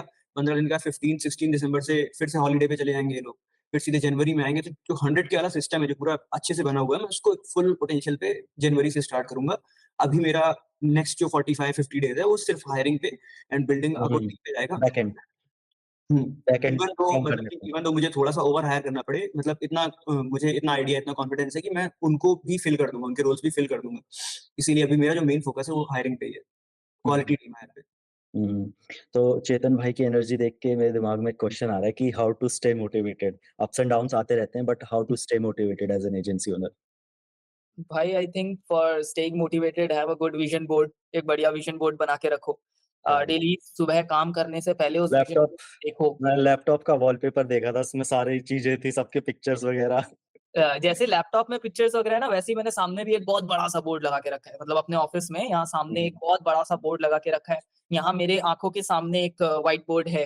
तो रोज़ सुबह जब ऑफ़िस में आता हूँ, उससे पहले-पहले मैं देख लेता हूँ कि भाई क्या-क्या करना है दुनिया में, क्या-क्या चीज़ें करनी है। क्योंकि बहुत टाइम ना ऐसा फ़ील होता है कि यार अपने सर्कल में तो हम अच्छा ही कर रहे हैं ना, मतलब जहाँ हम थे, हाँ, मेरे वहाँ साथ पर होता है। हाँ, ये सबके साथ होता होगा जो अच्छा एजेंसी हाँ, ओनर है ना, अगर छोटी जगह से आता है, तो उसको ऐसा लगता है कि यार अपने आस-पास में तो यार जो अच्छे-अच्छे वही बड़े-बड़े राजा हूँ। लोग बना रहे हैं, उससे भी ज़्यादा अपन बना रहे हैं, तो वी आर किंग्स। तो बहुत ज़्यादा ना ऐसा कम्फर्ट वाला वाइब आता है मेरे को कभी-कभी कि यार थोड़ा कम्फर्ट में जा रहा हूँ मैं। तो तब मेरे को याद आता है कि हमेशा लोग कहते हैं कि अगर तुम कम्फर्ट में जा रहे हो, ऐसी जगह में रहो जहाँ पर तुम्हें अनकम्फर्टेबल फ़ील हो। तो इसीलिए मतलब मेरा भी मन करता है कि यार दुबई शिफ्ट हो जाऊँ, बाहर-बाहर जाऊँ। बट अभी फ़िलहाल वो चीज़ अगर पॉसिबल नहीं है, तो आई थिंक कि द बेस्ट वे इज़ कि write down all of your goals, तुम्हें क्या-क्या करना है एंड चिपका दो सामने, बड़ा-बड़ा करके चिपका दो। उसको देख के तुम्हें खुद छोटा फ़ील होने लगेगा and then you can just hit the bars. Prateek भाई कैसे मोटिवेट रहते हो? अब मैं अगर ये बोलूँ कि मैं हमेशा मोटिवेटेड रहता हूँ तो ये गलत हो जाएगा। हुँ, ये ऐसा होता नहीं है। Hmm, hmm. That's the such बात। ट्रुथ। हाँ, अच्छा फ़ील करने के लिए कुछ ऐसी चीज़ें अपने आप को साल भर पहले मैं देख लेता हूँ कि मैं क्या था। फिर लगता है कि हाँ, जब खुद को आप एप्रिशिएट करने लगोगे तो यू विल फ़ील गुड। हुँ, हुँ। जब वहाँ फ़ील आप गुड करोगे तो फिर सामने देखो कि आपने क्या लिख रखा है, आप क्या कर रहे हो, बैठ के रील्स क्यों देख रहे हो जब आपको पाइपलाइन में इतने सारे काम हैं। वही है, अपने आप को एप्रिशिएट करो और सामने वाले गोल्स को देखो, दोनों को मिक्स मिक्स कर क्योंकि क्या होता है फिर एक समय के बाद लगता है कुछ हो ही नहीं रहा, कुछ हो ही नहीं रहा, जबकि आप 1 साल, डेढ़ साल में बहुत आगे आ चुके हो। हुँ, हुँ। फिर भी आप अपने आप को कोसोगे यार, दैट्स नॉट करेक्ट, है ना? सो अपने आप को एप्रिशिएट रखो, अपने आप को खुश रखो और सामने देखते हो there is no upper limit कोई चीज़ है नहीं। तो सैटिस्फैक्शन का कोई अपर लिमिट नहीं है। Hmm, hmm. तो ये बोलते रहना हाँ, भूख होनी चाहिए लेकिन इसका मतलब ये नहीं कि अपने आप को हमेशा कोसते रहो, कोसते रहो। तो फिर अपने आप को वो नहीं करना चाहिए। हुँ, वही है कि लाइक ऐसा होता है कि हम अपने अभी प्रेज़ेंट सिनेरियो में इतने ज़्यादा खो जाते हैं कि हमें करेक्ट। हम फ़ील नहीं करते उस चीज़ को कि हम कहाँ से आए हैं और कहाँ और तक पहुँच बाकी चुके हैं। सोशल मीडिया पे देख के और हुँ, दिमाग खराब हुँ। होता है कि वो ये कर रहा है, पता नहीं वो कर भी कंपैरिज़न। रहा है या नहीं क्योंकि मैक्सिमम लोग झूठ ही बोलते हैं। हुँ, हुँ। मैक्सिमम लोग झूठ बोलते हैं। एकदम दैट्स सही द ट्रुथ। बात है। सब झूठ बोलता है ये यहाँ वास्तविकता में आप जब उनसे मिलेंगे, रियलिटी में जब उनसे मिलोगे तब उनको पता चलेगा कि यार ये तो डेट में है। हुँ, उससे हुँ। बहुत अच्छी सिनेरियो सीन तो मेरा ही है। मैं बहुत हुँ, अच्छे तरीके से अपना कंपनी चला रहा हूँ, बहुत अच्छे तरीके से टाइमली पेमेंट हो रही है। मेरी कंपनी में सभी लोगों को फुल सैलरी मिल रही है ऑन टाइम। मैं तो बहुत बढ़िया कर रहा हूँ। हुँ, मैं हुँ। ये नहीं कह रहा हूँ कि आपसे अच्छा कोई नहीं कर सकता, लेकिन कंपेयर करने की क्या ज़रूरत है? आपका और उसका स्टार्टिंग पॉइंट अलग था, right? Hmm, there is hmm. No point. Hmm, hmm. वही है कि जब अपने आप को देखते हैं तो हाँ, पता चलता है कि यार हम बहुत आगे आ गए एंड देन ऑटोमैटिकली वो मोटिवेशन फ्यूल कर देता है जब भी अपने आप हम लो मोटिवेट फ़ील करते हैं। तो मैं करेक्ट, तो हमेशा यही देखता हूँ कि अच्छा यार मैं वहाँ था, अब मैं यहाँ पे हूँ तो इट्स ऑल हुँ, ओके। ठीक है, कोई करेक्ट, दिक्कत की बात नहीं है। दैट्स तो द ट्रुथ। वत्सल। तो ब्रो इन माय ओपिनियन जो 2 सबसे बड़े ड्राइविंग फैक्टर्स हैं, वो नेगेटिव इमोशंस ही होते हैं, हुँ, हुँ। फ़ियर और ग्रीड। हुँ, तो फ़ियर, डर कि यार मेरी एजेंसी कर रही है 30K per month, 20K per month और किसी की एजेंसी इसी मंथ 100K क्रॉस कर जाएगी, किसी की 500K क्रॉस कर जाएगी। तो डर कि हम उनसे मतलब कि सेम एज का है वो भी मेरे एंड ही is hmm, hmm. Crossing like 100K a month. Hmm, तो हुँ। उस चीज़ का डर एंड देन जैसा चेतन ब्रो ने कहा कि भूख, हुँ, हुँ। पैसे की भूख, वो ग्रीड जो होती है, वो भी बहुत ज़्यादा मैटर करती है। अगर मैंने पैसे नहीं कमाए तो मैं सैलरीज़ कैसे बाँटूँगा? एंड देन मुझे भी तो कुछ पैसे कमाने हैं, मुझे भी कुछ टॉयज़ खरीदने हैं अपने लिए। तो वो जो थोड़ी लालच और थोड़ा डर, जो ये नेगेटिव फैक्टर्स हैं, यही सबसे ज़्यादा मोटिवेशन में यही दोनों चीज़ फ्यूल करते हैं। हुँ, हुँ। सही है, सही है। तो यार मैं एक्सपेक्ट कर रहा था कोई तो बोले कॉफ़ी या फिर रेड बुल किसी ने ऐसा कुछ बोला नहीं। ठीक है, कोई दिक्कत नहीं है। बढ़िया चीज़ बताई है। तो जैसे सेल्स-वेल्स तो प्राइमरीली एज़ अ फाउंडर आप लोग ही लेते हैं सेल्स कॉल वगैरह यहाँ पे मोस्टली। तो ऐसे सेल्स कॉल के लिए क्या मतलब कैसे इम्प्रूव किया जा सकता है अपने आप को सेल्स कॉल में कैसे हम लाइक मेक श्योर कर सकते हैं कि ज़्यादा से ज़्यादा क्लाइंट हम क्लोज़ करें? तो ये मैं पूछना चाहूँगा चेतन से। कैसे सेल्स कॉल मतलब लाइक क्लाइंट्स क्या है कि हम ईमेल पे बात कर रहे हैं, देन हम उन्हें कॉल पे बुक करने के लिए कहते हैं एंड देन हम उनको कन्वर्ट करते हैं। तो उसको उसमें कैसे इम्प्रूव किया जा सकता है एंड मैक्सिमम क्लाइंट ताकि मैक्सिमम प्रॉस्पेक्ट्स को हम कन्वर्ट कर सकें क्लाइंट्स में? Make sense, make sense. देखो भाई अब क्लोजिंग में भी ना बहुत सारे तरीके होते हैं क्लोज़ करने के। एक होता है वन कॉल क्लोज़र जहाँ पर आप चाहते हो कि सिंगल कॉल पे क्लोज़ करो। एक होता है टू कॉल्स क्लोज़र उसमें क्या रहेगा फर्स्ट कॉल पे आप उसको समझोगे discovery call and then sales call आप उसके साथ में बुक करवाओगे। तो अब मैं मेनली यूज़ करता हूँ ईमेल मार्केटिंग में टू कॉल क्लोजिंग सिस्टम। कभी-कभार फर्स्ट कॉल पे भी क्लोजिंग्स होती है, बस most probably two call closing ज़्यादा बेटर रहती है। तो उसपे ये रहेगा कि फर्स्ट कॉल पे हम जस्ट उनको आइडेंटिफाई करते हैं कि फर्स्ट कॉल पे हू आर दे एंड उनकी प्रॉब्लम्स क्या हैं, उनके पेन पॉइंट को समझते हैं एंड पेन पॉइंट को समझ के उनके पेन को और डीप डाउन लेकर जाते हैं कि उनको असलियत में उनकी प्रॉब्लम क्या है एंड देन डायग्नोस उनका फियर फील करवाते हैं कि हुँ, ये हुँ। प्रॉब्लम अगर तुमने सॉल्व नहीं की, तो क्या हो सकता है? तो हुँ, उनको हुँ। थोड़ा-सा डर फील करवाया हमने एंड वो जो फ़ियर फ़ील करवाया, उसके बाद में हम उनको बोलते हैं कि अब आपने कुछ सोचा इसके बारे में कि how you are going to solve this problem? क्योंकि अब वो डरे हुए हैं। एंड दे आर लाइक कि for solving this problem I have think मेरे को ऐसा लगता है कि मैं ये करूँगा तो सॉल्व हो जाएगा। तो मैं उसको बताता हूँ, अरे ये एग्ज़ैक्ट चीज़ ना मैंने मेरे एक पास्ट क्लाइंट ने बताई थी, बट ये ऐसे नहीं होता। तो दे आर लाइक कि यार मैं तो इतने समय से ये सोच रहा था कि ये करूँगा तो सॉल्व हो जाएगा। एंड इस बंदे ने अचानक से आके मेरा बिलीफ तोड़ दिया कि ऐसे तो वर्क करता ही नहीं है market, we have something different. तो अभी आपने क्या किया, उसको पेन फ़ील करवाया, देन हमने उसको थोड़ा-सा डर फ़ील करवाया एंड देन हमने उसको पूछा कि what is the solution? And जो उसने सॉल्यूशन बताया उसको आपने बोल दिया कि इससे बेटर भी कुछ हो सकता है। एंड वो क्या हो सकता है वो आपने नहीं बताया। आपने बोला कि let's do one thing, right now I have a different call, so let's schedule a call tomorrow at 10 AM and I have to go through your entire profile and I will prepare a customized solution for you and that is going to give you results for sure. ऐसे करके आपने उसको next call पे schedule करा दिया। अब वो डरा हुआ है इंसान, तो वो आपके सेल्स कॉल पे आने की चांसेस बहुत बढ़ जाएगी कि वो सेल्स कॉल पे आएगा। एंड कोई भी कॉल खत्म करने से पहले एक कॉल टू एक्शन होना बहुत ज़रूरी है। अब कॉल टू एक्शन क्या-क्या होगा? या तो आपको पूरी पेमेंट लेनी है कॉल पे जो बेस्ट रहता है, या आपको 50% पेमेंट लेनी है कॉल पे। अगर 50% भी नहीं दे रहा, तो आपको उससे एक टोकन अमाउंट लेकर उसको छोड़ना है कि let's do one thing, no worries, like no worries about the payment at all, but let's do one thing, I am very, very committed with my clients. I only work with few clients. So the thing is that I just want to know if you are committed to this idea. Are you committed to this idea? They are like, yes, I am committed. So can you please send me anything? Like I just want a commitment fee from your side. And if you are committed, you can make the remaining payment बाद में भी आप कर सकते हो। अभी बस एक कमिटमेंट दे दो। It can be anything. It can be 200, 300, $500, anything. But कुछ एक कमिटमेंट देकर जाओ। तो मैं ये प्रोबेबली करता हूँ एंड ये मेरे को बहुत अच्छा रिजल्ट्स लाकर देता है। बिकॉज़ ऑन द कॉल सामने वाले के इंटेंशंस बहुत हाई रहते हैं। They are very open to pay you and उसके बाद में there are lot of things जो उसके दिमाग में आते रहते हैं, तो कभी-कभार क्लोज़ नहीं भी होता है। तो या तो आपने टोकन ले लो, अगर टोकन भी नहीं दे रहा है, तो उसके साथ में एक नेक्स्ट कॉल शेड्यूल करवा के ही उसको छोड़ो। अगर आप उसको बोल रहे हो ना कि अपना पोर्टफोलियो ईमेल कर देना, मैं देख के आपको रिस्पॉन्ड करूँगा, वो कभी रिस्पॉन्ड नहीं करेगा।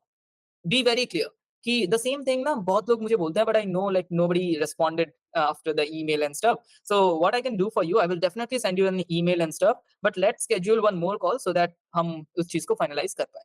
तो एक कॉल टू एक्शन देने के बिना आपको क्लाइंट को छोड़ना ही नहीं है। अगर आप कॉल टू एक्शन के बिना किसी क्लाइंट को छोड़कर आ रहे हो तो आप हार के आ रहे हो, so it's a lose for you. And अगर तुम क्लाइंट को क्लोज नहीं कर पाए लेकिन आपने उससे नेक्स्ट कॉल शेड्यूल करवा दी, टोकन ले लिया, it's a win for you. आपको उसको एंड में कॉल टू एक्शन देना बहुत ज़रूरी है। This is what I think about the sales call process. Prateek, आप कैसे लेते हो सेल्स कॉल? आपका सिस्टम क्या है? सो सेल्स कॉल पे लाना सबसे मुश्किल काम होता है एक्चुअली, क्योंकि सभी लोग मीटिंग्स बुक नहीं करेंगे, क्योंकि रिप्लाईज आपको आएंगे इंटरेस्टेड हैं। सभी लोग बोलेंगे इंटरेस्टेड हैं, फिर वो बोलेंगे कि प्राइस बताओ, फिर कॉल पे आएंगे। बहुत दिक्कत है। इसका एक ही सोल्यूशन है, वो है ऑफर। आपको ऑफर इतना नो ब्रेनर होना चाहिए with a very clear ROI कि वो कॉल पे आ जाए। क्योंकि अगर और वो प्राइस तभी पूछते हैं, इसलिए ही पूछते हैं कि क्या वो उतना दे पाएँगे, या फिर आप उतना कमा के दे सकते हो या नहीं? या फिर अगर आप उतना अर्न करके नहीं दे सकते हो, क्या वो अपने मंथली बजट से उतना कट निकाल के आपको दे सकते हैं? जो कोई नहीं देगा अगर आप उनको कमा करके दे रहे हो तो, नहीं दे रहे हो तो, right? So that's the reason they always ask for price. Second thing, जैसा जेतन ने बताया कि 1 कॉल या 2 कॉल, मेरा हमेशा 1 कॉल पे होता है। मैं ड्रैग नहीं करता, या तो हाँ या तो ना बात करता हूँ, इतना टाइम नहीं है। तो एक कॉल पे ही मेरे हमेशा, मतलब 95% मैंने हमेशा फर्स्ट कॉल पे ही क्लोज़ किया है। लेकिन it depends on the service also, ठीक है? अब जैसे वत्सल भाई का है, तो उसमें आपको एक्सप्लेन करना ही पड़ेगा। ऐसा नहीं हो सकता कि आप एक ही कॉल में वो करो, तो थोड़े कॉल्स लेने पड़ेंगे to explain the entire system कि कैसे आप क्या-क्या करने वाले हो।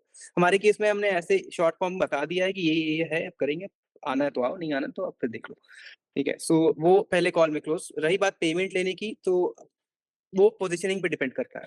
आप अगर मार्केट में बहुत टाइम से हो, आपका एक पोर्टफोलियो बना हुआ है, एक इमेज है, तो आपको पे हो जाएगा। आप छोटे लेवल पे कर रहे हो तो कोई आपको पे करके रिस्क नहीं लेगा, चाहे वो $200 ही क्यों ना हो, क्योंकि $200 भी एक अमाउंट है उनके लिए, राइट? सो डिपेंड्स कि आप कैसे बात कर रहे हो, और बात करते ही वो सामने वाला आपको जज करेगा कि आप कैसे बात कर रहे हो, कैसे बैठे हो, कौन से कपड़े पहन के बात कर रहे हो, किस लोकेशन पे बात कर रहे हो, कितने फ्लुएंट हो, कौन से वर्ड्स यूज़ कर रहे हो। हर एक क्वालिटी कैसी छोटी है? चीज़ देखी जाती है, हर एक छोटी चीज़। और वही चीज़ आप प्रोफेशनली बात करो। अभी मैं यहाँ से बात कर रहा हूँ, मैं जब यूएस वालों से बात करता हूँ, तो यूएस वाला बोलता है, चाहे तुम यूएस के हो। क्यों ऐसा हो पाया? क्योंकि बात करते-करते इतनी फ्लुएंसी आ गई है, तो वो अब उसी हिसाब से देगा कि ठीक है, ये लगता है ये प्रोफेशनल है, इसको ज़्यादा पे कर सकते हैं। वही अब टूटी-फूटी इंग्लिश के साथ अगर मैं बात करूँगा तो डेफिनिटली वो समझ जाएगा कि ये तो चीप लेबर, इनको आराम से कम में भी क्लोज़ कर सकते हैं। तो इट डिपेंड्स, तो वो ओवर द टाइम ही आएगा। सारे लोग हैं वो लोग बताते रहते हैं, चेतन की भी वीडियोज़ हैं, बहुत सारी चीज़ें सीखने को हैं। उनसे सीख सकता है, आपके सारे वीडियोज़ हैं, इतने डेप्थ में आपने सब बताया हुआ है ना? तो आपकी वीडियोज़ भी कोई देखेगा तो पता चल जाएगा कैसे क्लोजिंग्स करते हैं, वहाँ से सीखो। इंटरनेशनल क्लाइंट्स कैसे क्लोज़ करते हैं, कैसे ऑफर क्रिएट करते हैं, क्या आरओआई होता है। तो बेसिकली सेल्स कॉल सीखना पड़ेगा ओवर हुँ। द तो जैसे मैं अगर बात करूँ कि कम्युनिकेशन की क्लाइंट के साथ और अपनी टीम के साथ, तो ऐसा कोई स्पेसिफिक टूल वगैरह मैं स्लैक यूज़ कम्युनिकेशन के करता हूँ, लिए? हम लोग की टीम स्लैक यूज़ करती है। मेरी हुँ, पूरी की पूरी टीम भी स्लैक पे है, क्लाइंट्स भी स्लैक पर हैं। और हुँ, एक और इम्पोर्टेंट पॉइंट और जो ट्रिक मैं यूज़ करता हूँ, जैसे कि होस्ट करने वाली प्रॉब्लम आती है कि आपने हुँ, कॉल मिलाया लेकिन वो बोलेगा कि I will get back to you maybe. अगर जो हुँ, पहले कॉल पे क्लोज़ नहीं कर पा रहा, ये स्पेसिफिकली उनके लिए है। उनसे आप उनका कॉन्टैक्ट नंबर ले लो। Hmm, by hmm, contact I mean कि आप उनका टेलीग्राम आईडी ले सकते हो या फिर उनका व्हाट्सएप नंबर ले सकते हो। कोई एक ऐसा मोड ऑफ कम्युनिकेशन जिसमें ज़्यादा क्विकर बात हो रिस्पॉन्स सके। आने के चांसेस हुँ, हुँ, ईमेल पे कभी भी रिलाई नहीं करना। तो हुँ, ये हमेशा मैं करता हूँ और इससे क्या होता है कि आने वाले टाइम में भी मैं उनसे कनेक्टेड रह पाता हूँ for the feedback call, hmm, hmm, for कोई भी किसी भी तरीके का नेगोशिएशन है, कोई प्रॉब्लम है तो मैं डायरेक्टली उनके टच में हूँ, तो उनका कॉन्टैक्ट आ गया मेरे कॉन्टैक्ट लिस्ट में।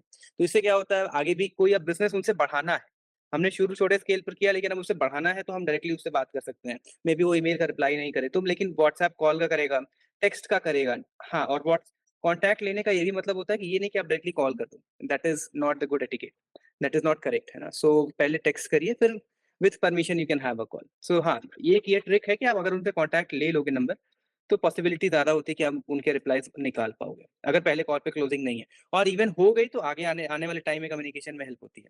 और स्लैक हम लोग यूज़ करते हैं, जो मैं प्रेफ़र नहीं करूँगा सभी लोगों को कि वो कॉस्टली है, ठीक है? उसमें पैसे लगते हैं। सो शुरू में हम लोग यूज़ करते थे डिस्कॉर्ड, डिस्कॉर्ड पे मेरी पूरी टीम थी, वो फ्री है। लेकिन फिर हम लोगों ने स्लैक इंटीग्रेट कर लिया और स्लैक से काफ़ी चीज़ें आई मीन एक प्रोफ़ेशनल टूल है, इंडस्ट्रियल लेवल टूल है।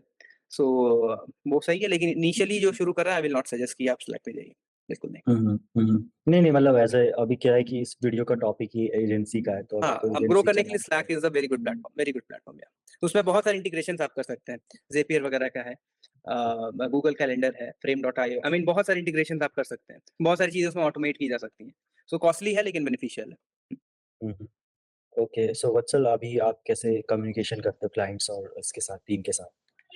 ब्रो स्लैक सेम बट मैंने अपने टीम को और अपने क्लाइंट्स को मतलब डिफरेंट कर रखा है, अलग-अलग कर रखा है।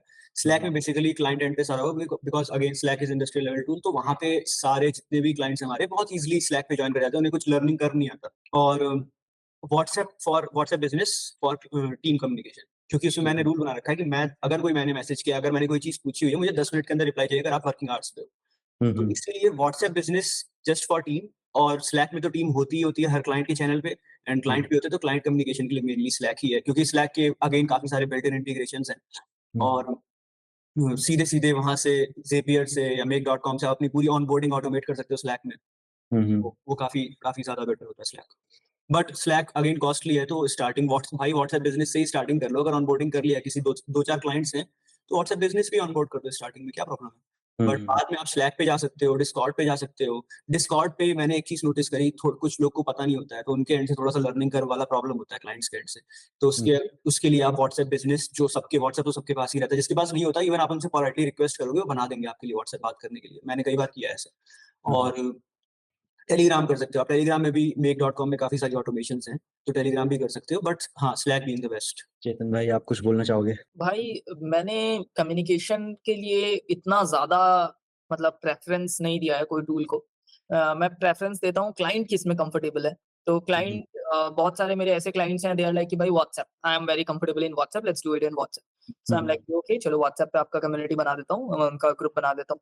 अगर कुछ मेरे ऐसे क्लाइंट्स हैं जो टेलीग्राम पे बहुत एक्टिव है, तो उनके लिए टेलीग्राम एंड कुछ के लिए स्लैक। सो इट्स लाइक कि ऐसा नहीं है कि मेरा एक ही प्लेटफ़ॉर्म है जहाँ पर मैं सारे क्लाइंट्स को बुलाता हूँ। मैं क्लाइंट से पूछ लेता हूँ कि व्हाट दे वांट, वो जिसमें कंफर्टेबल है मैं वो उनके लिए कर देता हूँ। सो ये मेरा रहता है, ज़्यादा वो नहीं करता हूँ मैं, ज़्यादा एंड कॉम्प्लिकेटेड नहीं करता हूँ। वही वही कि ये तो हो गया। इसमें फिर जैसे प्रोजेक्ट मैनेजमेंट हो गया तो उसके लिए कोई टूल यूज़ करना चाहिए या नॉर्मली चैट्स पे ही सब कुछ? भाई जब कंपनी बड़ी होती जाती है तो I think you should use tools. जब छोटी कंपनी है तो आप अगर 1-2 लोग ही हैं आपके साथ में तो व्हाट्सएप इज़ गुड, तो आपको इन्वेस्ट करने का ज़रूरत नहीं है बिकॉज़ टूल्स यूज़ करने में जितना आपको आसानी होती है ना, अगर 2-3 लोग हैं तो उतना ही ज़्यादा कॉम्प्लिकेटेड हो जाएगा। अगर बड़ी टीम है तो वो टूल्स आपकी हेल्प करेगा उस चीज़ को ईज़ी करने में, लेकिन अगर छोटी टीम है तो वो और ज़्यादा कॉम्प्लिकेटेड बना देगा। 2 लोगों से आप डायरेक्ट बात कर सकते हो, उसकी जगह अगर आप इतने बड़े सिस्टम्स को यूज़ करोगे तो वो उल्टा वर्क करेगा। तो जब आपको रिक्वायरमेंट हो टूल्स की तभी आपको टूल्स की तरफ जाना चाहिए। मैं तो बहुत सारे टूल्स यूज़ कर रहा हूँ अलग-अलग चीज़ों के लिए और ये लाइफ़ टाइम डील्स वगैरह जो आती रहती हैं, वहाँ से मैं पिक कर लेता हूँ। यूजुअली यूजुअली देखो ट्रेलो आप यूज़ कर सकते हो। मैं ट्रेलो की जगह ग्लाइड कैंपेन यूज़ करता हूँ। अ, मेरे मेरे को टूल्स का ना जो मैं आपको रिकमेंडेशंस दूँगा ना वो सब आम मतलब लोगों को समझ में नहीं आएगा कि मतलब वो सब कैसे यूज़ करें, बिकॉज़ मैंने बहुत सारे टूल्स को इंटीग्रेट करके अपना सिस्टम बना रखा है। तो मैं बेसिकली ग्लाइड कैंपेन यूज़ करता हूँ, मैं फ्रीड कैंप एक करके है वो यूज़ करता हूँ and for social media posting optimization हम विस्टा सोशल यूज़ करते हैं। तो दीज़ आर फ्यू टूल्स जो मैं यूज़ करता हूँ। स्पेसिफिक कोई प्रॉब्लम है तो उसके ऊपर मैं एक डेडिकेटेड टूल्स बता पाऊँगा। आई गेस इसका आंसर प्रतीक भाई बढ़िया दे पाएँगे, कैसे मैनेज करते हो भाई टीम को? या टीम मैनेज के लिए तो स्लैक है मेन कम्युनिकेशन, अदरवाइज हम लोगों ने कुछ कुछ टूल्स यूज़ किए हैं। एक फ्लोई टीम करके टूल आता है। ओके, वो एप्सुमो पे से हम लोगों ने खरीदा था फ्लोई टीम। वो कंप्लीट monday.com का। हाँ, एप्सुमो में अभी है क्या वो वाला? नॉट श्योर, आप चेक करो। पहले था फ्लोई टीम ओ करके, FLOWYTEAM है। सो फ्लोई ओके, टीम है। उसके अलावा monday.com है, एक बहुत बढ़िया वेबसाइट है वो, बहुत ही बढ़िया monday.com। और एक click click ClickUp. ClickUp ClickUp। ClickUp, even that is very good. तो ये सब पेड हैं, ये सब के कोई एप्सुमो पे डील्स नहीं है, लेकिन दीज़ आर वेरी गुड। है, का है। है। हाँ, हाँ, है अभी अवेलेबल है। अच्छा, तो वो भी ठीक था एंड इवन ये सारे हैं, ये सारे बहुत प्रोफेशनल हैं। सो ट्रेलो, monday.com, ये क्लिकअप हो गया, है ना? तो इसमें एचआर वगैरह के, अटेंडेंस वगैरह के, लीव्स मैनेज करना, सो बड़ा ही कंफर्टेबल हो जाता है। कोई ज़्यादा लीव्स लिया तो आपको पता चल जाएगा कि इनके सैलरी में से ये घटाना है या फिर जो ज़्यादा काम किया उसको ज़्यादा पे करना है। तो कंप्लीट मैनेज हो जाएगा। लेकिन ये again at a very huge level, जब आप पहुँच जाएँ, 10-15 लोग हैं आपके अंडर, तब आप करेंगे। हुँ, तो इट्स अ गुड आइडिया कि आप अच्छे से टीम को वहाँ पे मैनेज कर लो। सो या और फिर दीज़ आपको दीज़ आर कुछ या या ब्रो, बिगिनर फ्रेंडली लेवल में तो ट्रेलो सबसे बेस्ट है। ट्रेलो यूज़ कर लो, आप नोशन यूज़ कर लो जस्ट फॉर प्रोजेक्ट मैनेजमेंट। दोनों बेस्ट है, नोशन भी फ्री है, ट्रेलो का भी फ्री वर्ज़न आता है। फिर आपको आप उसके ऊपर लेना है ट्रेलो का पेड तो आप ले सकते हो। बट अगर आप जैसे एक लेवल पे पहुँच जाओ, अभी जैसे एप्सुमो पे चल रहा है एजाइल, काफ़ी अच्छा टूल है, 883 5 स्टार रिव्यूज़ हैं उसके, बहुत अच्छा टूल है प्रोजेक्ट मैनेजमेंट के लिए। तो मैंने यूज़ नहीं किया बिकॉज़ मेरे सिस्टम्स ऑलरेडी बिल्ड आउट है असाना पे। क्लिकअप क्या है, क्लिकअप थोड़ा-सा ओवरली कॉम्प्लिकेटेड हो जाता है टीम के लिए। This is what I have experienced. और जो ट्रेलो है वो बहुत बेसिक लेवल पे है। ट्रेलो जो है वो है कि 2 से 5 मेंबर्स हैं आपके, बट आपके जब 5, 6, 7 प्लस है, तो असाना इज़ बेस्ट टूल है। अगर क्योंकि अब जैसे मेरे में कोई क्लाइंट ऑनबोर्ड होता है, तो we have a 50 step SOP. तो 50 स्टेप्स एसओपी हर किसी को असाइन करना, हर किसी को ड्यू डेट देना, उसकी ऑनबोर्डिंग डेट के कंपैरिजन में। तो उसके लिए असाना सबसे बेस्ट है, क्योंकि वहाँ पे टास्क ऑटोमेटिक असाइन हो जाती हैं, फिर वहाँ पे जो भी टास्क होती है वो अपनी फिनिश कर के वहाँ पे रिसोर्सेज छोड़ता जाता है। तो हम लोग असाना यूज़ करते हैं। वो भी कॉस्टली है, स्टार्टिंग के लिए नहीं है। असाना कॉस्ट लाइक $12 या $13 पर मेंबर। तो आपके अगर 10 मेंबर हैं तो आप समझ लो, मल्टीप्लाई कर लो। तो सबसे बेस्ट है। अगर आपको फिर भी कोई पेड टूल अच्छा चाहिए तो एजाइल देख सकते हो, एप्सुमो पे काफ़ी सही लग रहा है मुझे। और अगर पेड टूल नहीं चाहिए तो नोशन सिंपल यूज़ करो। अभी आपको प्रोजेक्ट मैनेजमेंट टूल की ऐसी कोई ज़रूरत भी नहीं है, अगर आपके 3 से 4 से ज़्यादा लोग नहीं हैं। सो जैसे हम एज ए एजेंसी ओनर, तो एक ही सोर्स या एक ही चैनल से क्लाइंट लाने पे उतना रिलायबल रहता नहीं है, क्योंकि कभी भी कुछ भी हो सकता है, ठीक है? तो कोई भी प्रॉब्लम आ सकती है, तो एज़ ए लाइक क्लाइंट नहीं आए तो दिक्कत हो सकती है। तो मैंने देखा है कि एज़ ए एजेंसी, मैंने बड़ी-बड़ी एजेंसीज़ को भी देखा, तो उनके पास मल्टीपल सोर्सेज़ होते हैं, मल्टीपल चैनल्स होते हैं लीड्स लाने के, क्लाइंट्स लाने के। तो यहाँ पे कोई यूज़ करता है या सिर्फ़ कोल्ड ईमेल्स के थ्रू ही यहाँ पे क्लाइंट्स लाए जाते हैं? आई थिंक जितने प्लेटफ़ॉर्म्स हैं, सोशल मीडिया प्लेटफ़ॉर्म्स, कोई किसी को भी छोड़ने की ज़रूरत नहीं है। Hmm, hmm. कोल्ड ईमेल से स्टार्ट करके रिजल्ट्स जल्दी आते हैं। Hmm, that's the hmm. Reason why we emphasise so much on cold emails, कि इतना हम लोग उस पे एम्फेसिस किए। अपार्ट फ्रॉम दैट, जब वहाँ से सोर्स ऑफ इनकम आने लगता है, then it's a very good idea कि आप इंस्टाग्राम पे भी आउटरीच करिए, फेसबुक पे भी आउटरीच करिए। फेसबुक एड्स का डेटा निकाल करके, उनका ईमेल निकाल करके एक्सट्रैक्ट करिए। ट्विटर है इतना बढ़िया प्लेटफ़ॉर्म, लिंक्डइन है, सेल्स नेविगेटर है, इतने सारे एआई टूल्स हैं जो डेटा एक्सट्रैक्ट करते हैं। गूगल मैप्स है, I mean an number of data आप निकालना है आपको, अलग-अलग टूल्स हैं सेंड करने के लिए। सो जितने सोशल मीडिया प्लेटफ़ॉर्म्स हैं आप सबको यूज़ करना चाहिए। और अब तो धीरे-धीरे टूल्स भी आ गए हैं जो इन सभी चीज़ों को भी ऑटोमेट करते हैं, जैसे चेतन यूज़ करते हैं ऑटो आईडीएम, इंस्टाग्राम ऑटोमेट करने के लिए, that's a good tool. LinkedIn automate किया ही जा सकता है, एवरीबॉडी नोज़ दैट।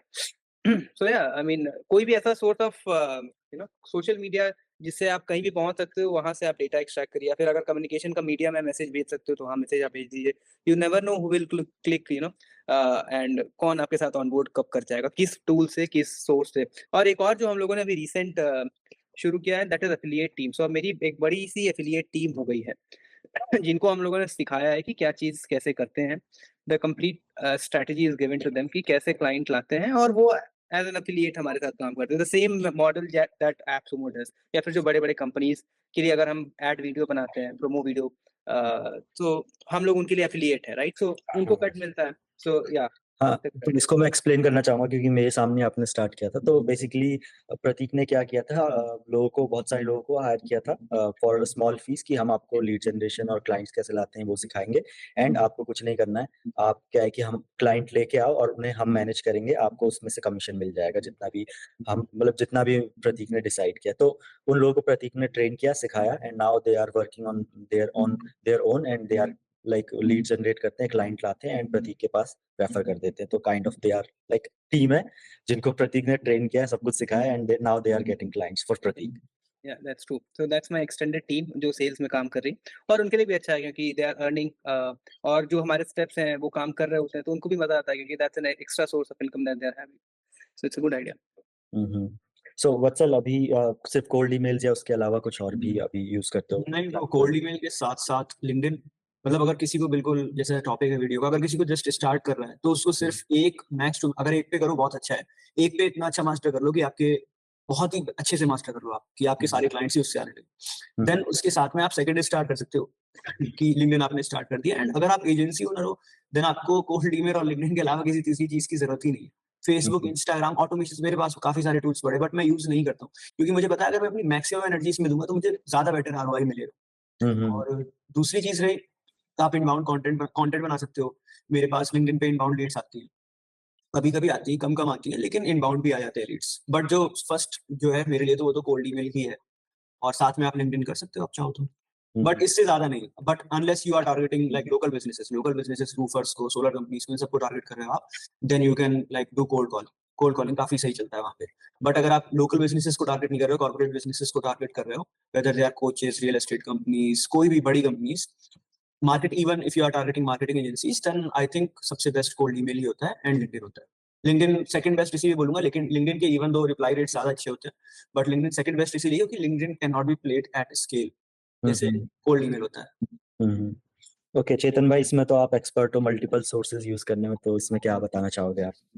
भाई देखो लिंक्डइन बहुत बढ़िया वर्क करता है। लिंक्डइन पे भी स्केल करना बहुत मुश्किल हो जाता है क्योंकि अकाउंट्स मिलना मुश्किल हो जाते हैं। बट अगर आपके पास में अच्छे से अकाउंट्स हैं और आपने उसको बढ़िया वार्म्ड अप करके रखा है, अच्छा मतलब अकाउंट्स बना के रखा है, तो लिंक्डइन का गेम भी बहुत सॉलिड है। मतलब लिंक्डइन पे रिप्लाई रेशियो कोल्ड ईमेल के मुकाबले ज़्यादा मिलता है आपको, अगर आपने वॉल्यूम सही खेल लिया तो। तो मैं फ़िलहाल अभी लिंक्डइन का वॉल्यूम के ऊपर काम कर रहा हूँ। मैं लिंक्डइन पे करीबन 100 अकाउंट्स तो मुझे लगाने हैं अभी। तो that is the next step जिसके ऊपर अभी हम काम कर रहे हैं। तो अगर 100 अकाउंट मैंने लिंक्डइन पे लगा दिए, तो इट इज़, अगर 30 डीएम्स अ डे भी हम भेजें तो 3000 डीएम्स अ डे खाली लिंक्डइन से जा रहा है। तो इट्स खाली लिंक्डइन से ही मैं 80-90 हज़ार आउटरीच महीने का कर पाऊँगा। तो इन द वर्स्ट सिनेरियो 50,000 भी अगर मैं करता हूँ लिंक्डइन से, सो वो कंपैरिज़न टू कोल्ड ईमेल मुझे ज़्यादा रिजल्ट्स देगा। बट कॉस्ट बहुत हाई हो जाएगी एंड अकाउंट्स ढूँढना मुश्किल हो जाएगा। So these are the 2 steps. But मेरा अभी गेम है लिंक्डइन को स्ट्रॉन्ग करना है क्योंकि 100K का गोल है, बड़ा गोल है, तो थोड़े पैसे लगाने पड़ेंगे। तो लिंक्डइन स्केल करूँगा मैं करीबन 100 पहले, एंड उसके बाद मैं कोशिश करूँगा और ज़्यादा बढ़ाने का। ऑलरेडी मेरे बहुत सारे अकाउंट्स रेडी हो चुके हैं, अभी और अकाउंट्स रेडी हो रहे हैं। And LinkedIn, cold emails, Instagram कर रहा हूँ, लेकिन Instagram is very expensive, like auto IGDM is $100 मतलब पर सीट, तो वो थोड़ा एक्सपेंसिव हो जा रहा है। बट उसका जो एक्सटेंशन वाला वर्ज़न है, वो इतना एक्सपेंसिव नहीं है, तो वो वाला मेरे पास में है, तो वो मैं यूज़ कर रहा हूँ, एंड प्रो भी यूज़ कर रहा हूँ फिलहाल के लिए। Apart from that Twitter is a good one. Twitter आप यूज़ कर सकते हो। ट्विटर के लिए भी देयर आर फ्यू एक्सटेंशंस जो बहुत सस्ते होते हैं, $10-12। एंड अगर आपको क्लाउड बेस्ड करना है तो यू कैन यूज़ ड्रिपी। ड्रिपी एक टूल है फॉर ट्विटर। ट्विटर में क्या है कि आप पर अकाउंट से दिन के 100 से ज़्यादा मैसेजेस भेज सकते हो। बट आपको एक वेरिफिकेशन टिक लेना पड़ता है। तो you can try Twitter as well. Apart from Twitter अभी हम क्या कर रहे हैं कि वो जो मैंने आपको बताया था कि लूम वीडियो में बैकग्राउंड चेंज कर करके भेजना, तो वो एक स्ट्रैटेजी हम यूज़ कर रहे हैं कि हम पर्सनलाइज्ड आउटरीच करेंगे। हमने ऑलरेडी बहुत सारी वीडियोज़ बना रखी हैं, अभी मैंने कल ही बनाई थी। इफ यू वांट मैं आपको 1-2 वीडियोज़ भेज दूँगा, आप वो भी दिखा सकते हो कि उसमें क्या है कि मैंने सारी वीडियोज़ में मैं तो बस सिंपली बोल रहा हूँ, लेकिन सारी वीडियोज़ में मेरे बैकग्राउंड में किसी और का लिंक्डइन प्रोफाइल आ जा रहा है। लिंक्डइन प्रोफाइल किसी और का लगा हुआ है। तो that is a very personalised approach. वो एक हम ट्राई कर रहे हैं अभी। एंड और कौन-सा आउटरीच मेथड के ऊपर काम कर रहा हूँ मैं? हाँ, दीज़ आर द आउटरीचिंग मेथड्स, अभी फिलहाल इसी को करना है। लेकिन अब दिक्कत ये है कि आपको इतना ज़्यादा इनिशियली नहीं फैलना है, नहीं तो मैनेज ही नहीं कर पाओगे। तो वसल भाई ने बताया ना, अभी इनिशियली जब आप स्टार्ट कर रहे हो 1 या 2 बस। धीरे-धीरे जब एक आपका पूरा ही ऑटोमेट हो जाए, कोई बंदा आपने लगा रखा है, then step to next one. But एक बार में ज़्यादा नहीं, तो आप फँस जाओगे। पैसे ऐसे-ऐसे मतलब वो कार्ड हर जगह लगाते हो ना, तो पैसे हर बार कटते रहेंगे, महीने का समझ ही नहीं आएगा कहाँ कौन-सा पैसा कट रहा है। सो इट्स लाइक कि इनिशियली 1 या 2 प्लेटफ़ॉर्म लिंक्डइन यूज़ कर लो एंड ईमेल यूज़ कर लो एंड उसके बाद में ही दूसरे प्लेटफ़ॉर्म्स पे जाना है। Hmm, hmm. तो प्रतीक से मैं अब क्या है कि जो पॉडकास्ट है, हमारा डिस्कशन है, ये एंड हो रहा है, तो लास्ट क्वेश्चन मैं पूछना चाहूँगा कि कोई बिगेस्ट लेसन जो आपने सीखा है अपने एजेंसी जर्नी में कि ऐसी चीज़ अवॉइड नहीं करनी चाहिए, जो एज़ अ बिगिनर लाइक लोग कर देते हैं। तो अगर कोई बिगिनर है और एजेंसी बिल्ड कर रहा है, तो उसको ये आप अपने एक्सपीरियंस से बताना चाहो कि मुझे मतलब मैंने ये एक्सपीरियंस किया, ये आपको नहीं करना चाहिए, गलती नहीं करनी चाहिए। तो क्लाइंट एक्विजिशन मेथड स्टॉप कर देना हुँ, हुँ। या पॉज़ कर देना। हुँ, हुँ। जब आपके पास कुछ क्लाइंट्स हो जाते हैं और आपके पास इनकम आ जाती है कुछ, तो उसको स्टॉप नहीं करना चाहिए, स्लो डाउन कर सकते हैं, स्टॉप नहीं करना चाहिए। दूसरा ये जो हम लोगों ने गड़बड़ की थी वो ये थी कि जो पैसे आए उसको हम लोगों ने उड़ा दिया, ठीक है? तो इन्वेस्ट नहीं किया। ओके, तो ओके, समझ आया। इन्वेस्ट आई मीन ठीक है, आपने हार्ड वर्क किया है, मेहनत किया है, कमाया है तो उसको यूज़ करो, मज़े लो, लेकिन कुछ बचा के भी रखो कि कहीं दूसरे टूल में इन्वेस्ट हो सके, फिर ये दिक्कत नहीं होनी चाहिए। सो वो ऐसा हो गया था कि हाँ, ठीक है लेकिन हाँ, सो कभी भी एक्विज़िशन स्टॉप नहीं करना है, हमेशा नए क्लाइंट्स की क्वेरीज़ आपके पास होनी चाहिए। ऑल्दो आप ऑनबोर्ड नहीं कर सकते हो, एटलीस्ट आपके पाइपलाइन में हो कि ये बंदा इंटरेस्टेड है, कुछ टाइम बाद आप अप्रोच कर सकते हो विद अ बेटर ऑफर। तो एटलीस्ट वो हॉट प्रोस्पेक्ट्स की लिस्ट आपके पास रेडी होनी चाहिए। वो दूसरी चीज़ और फाइनेंस मैनेज करना आई मीन कमाओ लेकिन कितना आपको अपने कंपनी के बैंक अकाउंट में रखना है for investment in other tools वो भी क्लियर होना चाहिए। तो those things are there and अगर आप प्राइवेट लिमिटेड चला रहे हो तो आपको एक बेसिकली सैलरी ड्रॉ करनी पड़ेगी अपने कंपनी से कि मंथली का आप इतना सैलरी ड्रॉ कर रहे हैं।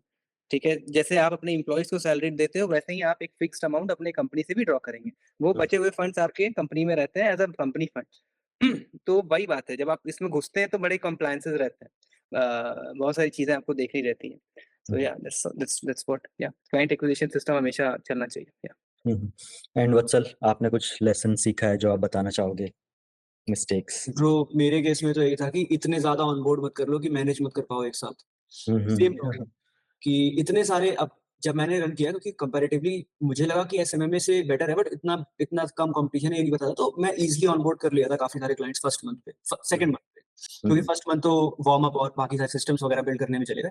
तो क्या हुआ कि मेरी तब टीम इतनी छोटी थी कि you are not even able to manage 4-5 clients hmm, hmm, क्योंकि काफ़ी बड़ा एक ऑनबोर्डिंग प्रोसेस होता है। हुँ, तो फिर वही है कि एक्विजिशन स्टॉप करना पड़ा और फिर धीरे-धीरे उनके लिए मुझे हायरिंग करनी पड़ी, डिलीवर करना पड़ा, तो काफ़ी ज़्यादा कॉट अप हो गया था। उस वजह से जो सेकंड मंथ था, उसका रेवेन्यू अच्छा नहीं हुआ, सिर्फ़ जो एमआरआर था वो आया, मैं कोई भी न्यू क्लाइंट ऑनबोर्ड नहीं कर पाया। हुँ, हुँ, सबसे ज़्यादा रेवेन्यू तो न्यू क्लाइंट से ही आएगा क्योंकि उसमें एक वन टाइम सेटअप फी है। एमआरआर तो आपका उससे 1/3 1/4 होता है। हुँ। तो इसीलिए तो वही है कि like moral of the story कि स्टार्ट स्मॉल और धीरे-धीरे ग्रेजुअली चीज़ें बढ़ाओ आगे। हुँ, ना हुँ। ही बहुत जल्दी, ना ग्रीड ही में एकदम आके स्टॉप कर बहुत दो। सारे ऑनबोर्डिंग एक साथ मत कर लो। हुँ। वही है कि सबको चाहिए ज़्यादा बट ज़्यादा भी सही नहीं है। इतना मत हुँ। चबाओ जितना इतना मत मुँह में डालो जितना चबा ही ना पाओ। वही चीज़ है। चेतन भाई लास्ट क्वेश्चन यही है कि भाई क्या मिस्टेक्स आपने करी है जिसको किसी को बिगिनर को नहीं करना चाहिए? भाई मेरा तो मिस्टेक थोड़ा अलग ही था। मेरा माइंडसेट इनिशियली थोड़ा छोटा था। मतलब इट्स लाइक कि यार अरे इस टूल में इतना पैसा लग रहा है। यार ये मतलब पैसे मतलब ये कमा तो चीज़ रहा हूँ लेकिन खर्च नहीं कर हुँ, पा रहा हूँ मतलब उस लेवल ये से। चीज़ ये तो चीज़ बहुत लोगों के अंदर होता है। बहुत लोग के अंदर होता है और मेरे अंदर भी मतलब इनिशियली था। मेरे को ना मेरे दोस्त लोग हैं, मैं तो ऐसे ही बहुत लोगों से मिलता रहता हूँ। तो दे आर लाइक कि भाई ये ले ले, ये ले ले। तो मैं मतलब बहुत सोचता था मतलब अरे मैं इस टूल के ऊपर पैसा खर्च करूँ, नहीं करूँ, ठीक है? ये वर्क करेगा, नहीं करेगा। मतलब वो मतलब मेरा खर्च नहीं होता था मेरे से ज़्यादा। मतलब बेकार की चीज़ों में हो जाएगा, दोस्तों के साथ घूम रहा हूँ, फिर रहा हूँ, पार्टीज़ कर रहा हूँ, उसमें हो जाएगा। लेकिन या मुझे कुछ किसी का मेंटरशिप में जाना है, कोई कोर्स लेना है या फिर कोई टूल्स लेना है, उसमें नहीं होता था। तो पहली बार जो मैंने टूल लिया था ना, वो मैंने लिया था एप्सुमो का ही कोई सेल आई थी, तो उसमें मेरे एक मतलब बहुत क्लोज़ भैया हैं, उन्होंने मुझे रात के 12 बज रहे थे, 12 बजे सेल आती है, उन्होंने कॉल किया, उन्होंने बोला कि ये टूल-वूल ले ले, ये हेयरिच है, ऐसा-ऐसा है, ये सब ले ले। उससे पहले भी मैंने लिए हैं, लेकिन इतना मतलब हेवी इन्वेस्ट नहीं किया था। वो मेरा फर्स्ट टाइम था जब मैंने हेवी इन्वेस्टमेंट की थी। एंड उसके बाद जो मेरी लाइफ़ ट्रांसफ़ॉर्म हुई है, मेरे इतने अब मतलब 3-3 एम्प्लॉइज़ को हायर करके लगा लेता था, लेकिन टूल्स-वूल्स नहीं लेता था। लेकिन जब से मैंने ये थोड़ा-सा गिविंग नेचर अपने अंदर लाया हूँ, कि भाई मैं सीखने के लिए आई कैन स्पेंड टूल्स के लिए आई कैन स्पेंड एंड उससे जो मुझे आरओआई मिला है ना अल्टीमेट, मेरी लाइफ़ ट्रांसफ़ॉर्म हो गई जब से मैं टूल्स के ऊपर आया। मेरा यूट्यूब चल गया, मेरे क्लाइंट्स आने का सिस्टम बन गया, मतलब मैं तो इतना थैंकफुल हूँ कि भाई मज़ा आ गया जब से मैंने टूल्स वगैरह में स्पेंड करना चालू किया। अब इसीलिए चेतन हर वक़्त नए टूल ढूँढता रहता है, कौन-सा टूल ले लूँ? हाँ, क्योंकि मुझे पता है ना भाई $99 माँग रहे हैं लेकिन इसका वर्थ है $10,000 मतलब मैं बना हुँ, सकता हूँ पैसे। कोई नई हुँ, स्ट्रैटेजी मिल जाए जो मार्केट में कोई और नहीं कर रहा, दे $10,000 मतलब अब मुझे ऐसा लगता है कि स्पेंड जितना मैं कर रहा हूँ ना उससे हज़ारों गुना मैं कमा सकता हूँ। इतना पैसा ना ही मैं स्टॉक मार्केट से कमाऊँगा, ना क्रिप्टो से कमाऊँगा जितना मैं क्लाइंट ऑनबोर्ड करके कमाऊँगा। तो हुँ। इवन आई इन्वेस्ट लाइक मैं पैसे इन्वेस्ट करता हूँ स्टॉक्स में एंड एवरीवेयर बट मुझे ऐसा लगता है द बेस्ट इन्वेस्टमेंट इज़ कि अभी खुद पे कर लो। तो इसलिए योर अभी मैंने टूल, एक प्रोग्राम भी ले लिया योर बाइकर। योर सबसे पावरफुल टूल है। हाँ, बिल्कुल, बिल्कुल, बिल्कुल। तो अभी मतलब ऐसा ही है कि भाई जो एक्सपर्ट है उसके पास जाके बैठ जाओ, जो एक्सपर्ट्स वाले टूल्स हैं उसको यूज़ करो एंड जितना हो सके उतना स्केल करो। तो दिस इज़ म मेरा जो learning curve. Okay, thank you so much everyone यहाँ पे आने के लिए और फाइनली हमारा पॉडकास्ट ये दूसरा भी हो गया एंड फिर से थैंक यू और अपना-अपना या नॉलेज शेयर करने के लिए एंड आई होप आपस में भी इंटरैक्ट करके अच्छा लगा होगा और नई-नई चीज़ें सीखने को मिली होगी आपस में हम लोगों को भी। बिसाइड्स हम अपनी ऑडियंस को तो सिखा ही रहे हैं और आपस में भी बहुत कुछ सीखने को मिला। So thank you everyone and मिलते हैं फिर कभी ऑफलाइन में। बिल्कुल, बिल्कुल। तो ये वीडियो आपको ओके। पता ही होगा कि ग्रेनेड थी बिल्कुल और इस सैटरडे को और भी तगड़ा बॉम्ब ड्रॉप होने जा रहा है क्योंकि इस सैटरडे को हम तीनों यूट्यूब पे लाइव आने वाले हैं और यूट्यूब पे लाइव आके आपके क्वेश्चंस का आंसर देंगे। तो अपना पेन और पेपर निकाल लो और उसमें अपने सारे क्वेश्चंस लिख दो और अगर आपने सीरीज नहीं देखी है तो यही वो टाइम है आपको सीरीज देखने का बिकॉज सीरीज देखोगे तभी आपके पास क्वेश्चंस होंगे हमसे पूछने के लिए। हम तीनों एक साथ लाइव जाएंगे यूट्यूब पे और आपको कहीं और जाने की ज़रूरत नहीं। आप मेरी चैनल के ऑडियंस है, आप यहाँ पे देख सकते हैं, आप चेतन के चैनल की ऑडियंस है, आप वहाँ पे देख सकते हैं, आप प्रतीक के चैनल की ऑडियंस है, आप वहाँ पे जाके देख सकते हैं। तो इसी हफ्ते सैटरडे को रात 10 बजे हम लाइव जाएँगे और आपके सवालों का जवाब देंगे, जो भी आपके मन में क्वेश्चन हो। तो cold email course without support के कैसे ही कोर्स कहलाएगा, तो इसीलिए हम ऑनलाइन जाएँगे, लाइव जाएँगे यूट्यूब के ऊपर और आपके डाउट्स को लाइव सॉल्व करेंगे ऑन यूट्यूब लाइव। तो इसके लिए आपको बेल आइकन दबाना पड़ेगा और कम्युनिटी पोस्ट चेकआउट करते रहना पड़ेगा। साथ ही साथ आप क्या कर सकते हो, आप मेरे व्हाट्सएप चैनल को जॉइन कर सकते हो जहाँ पे मैं अपडेट्स डालता रहूँगा। सो सी यू गाइस ऑन लाइव।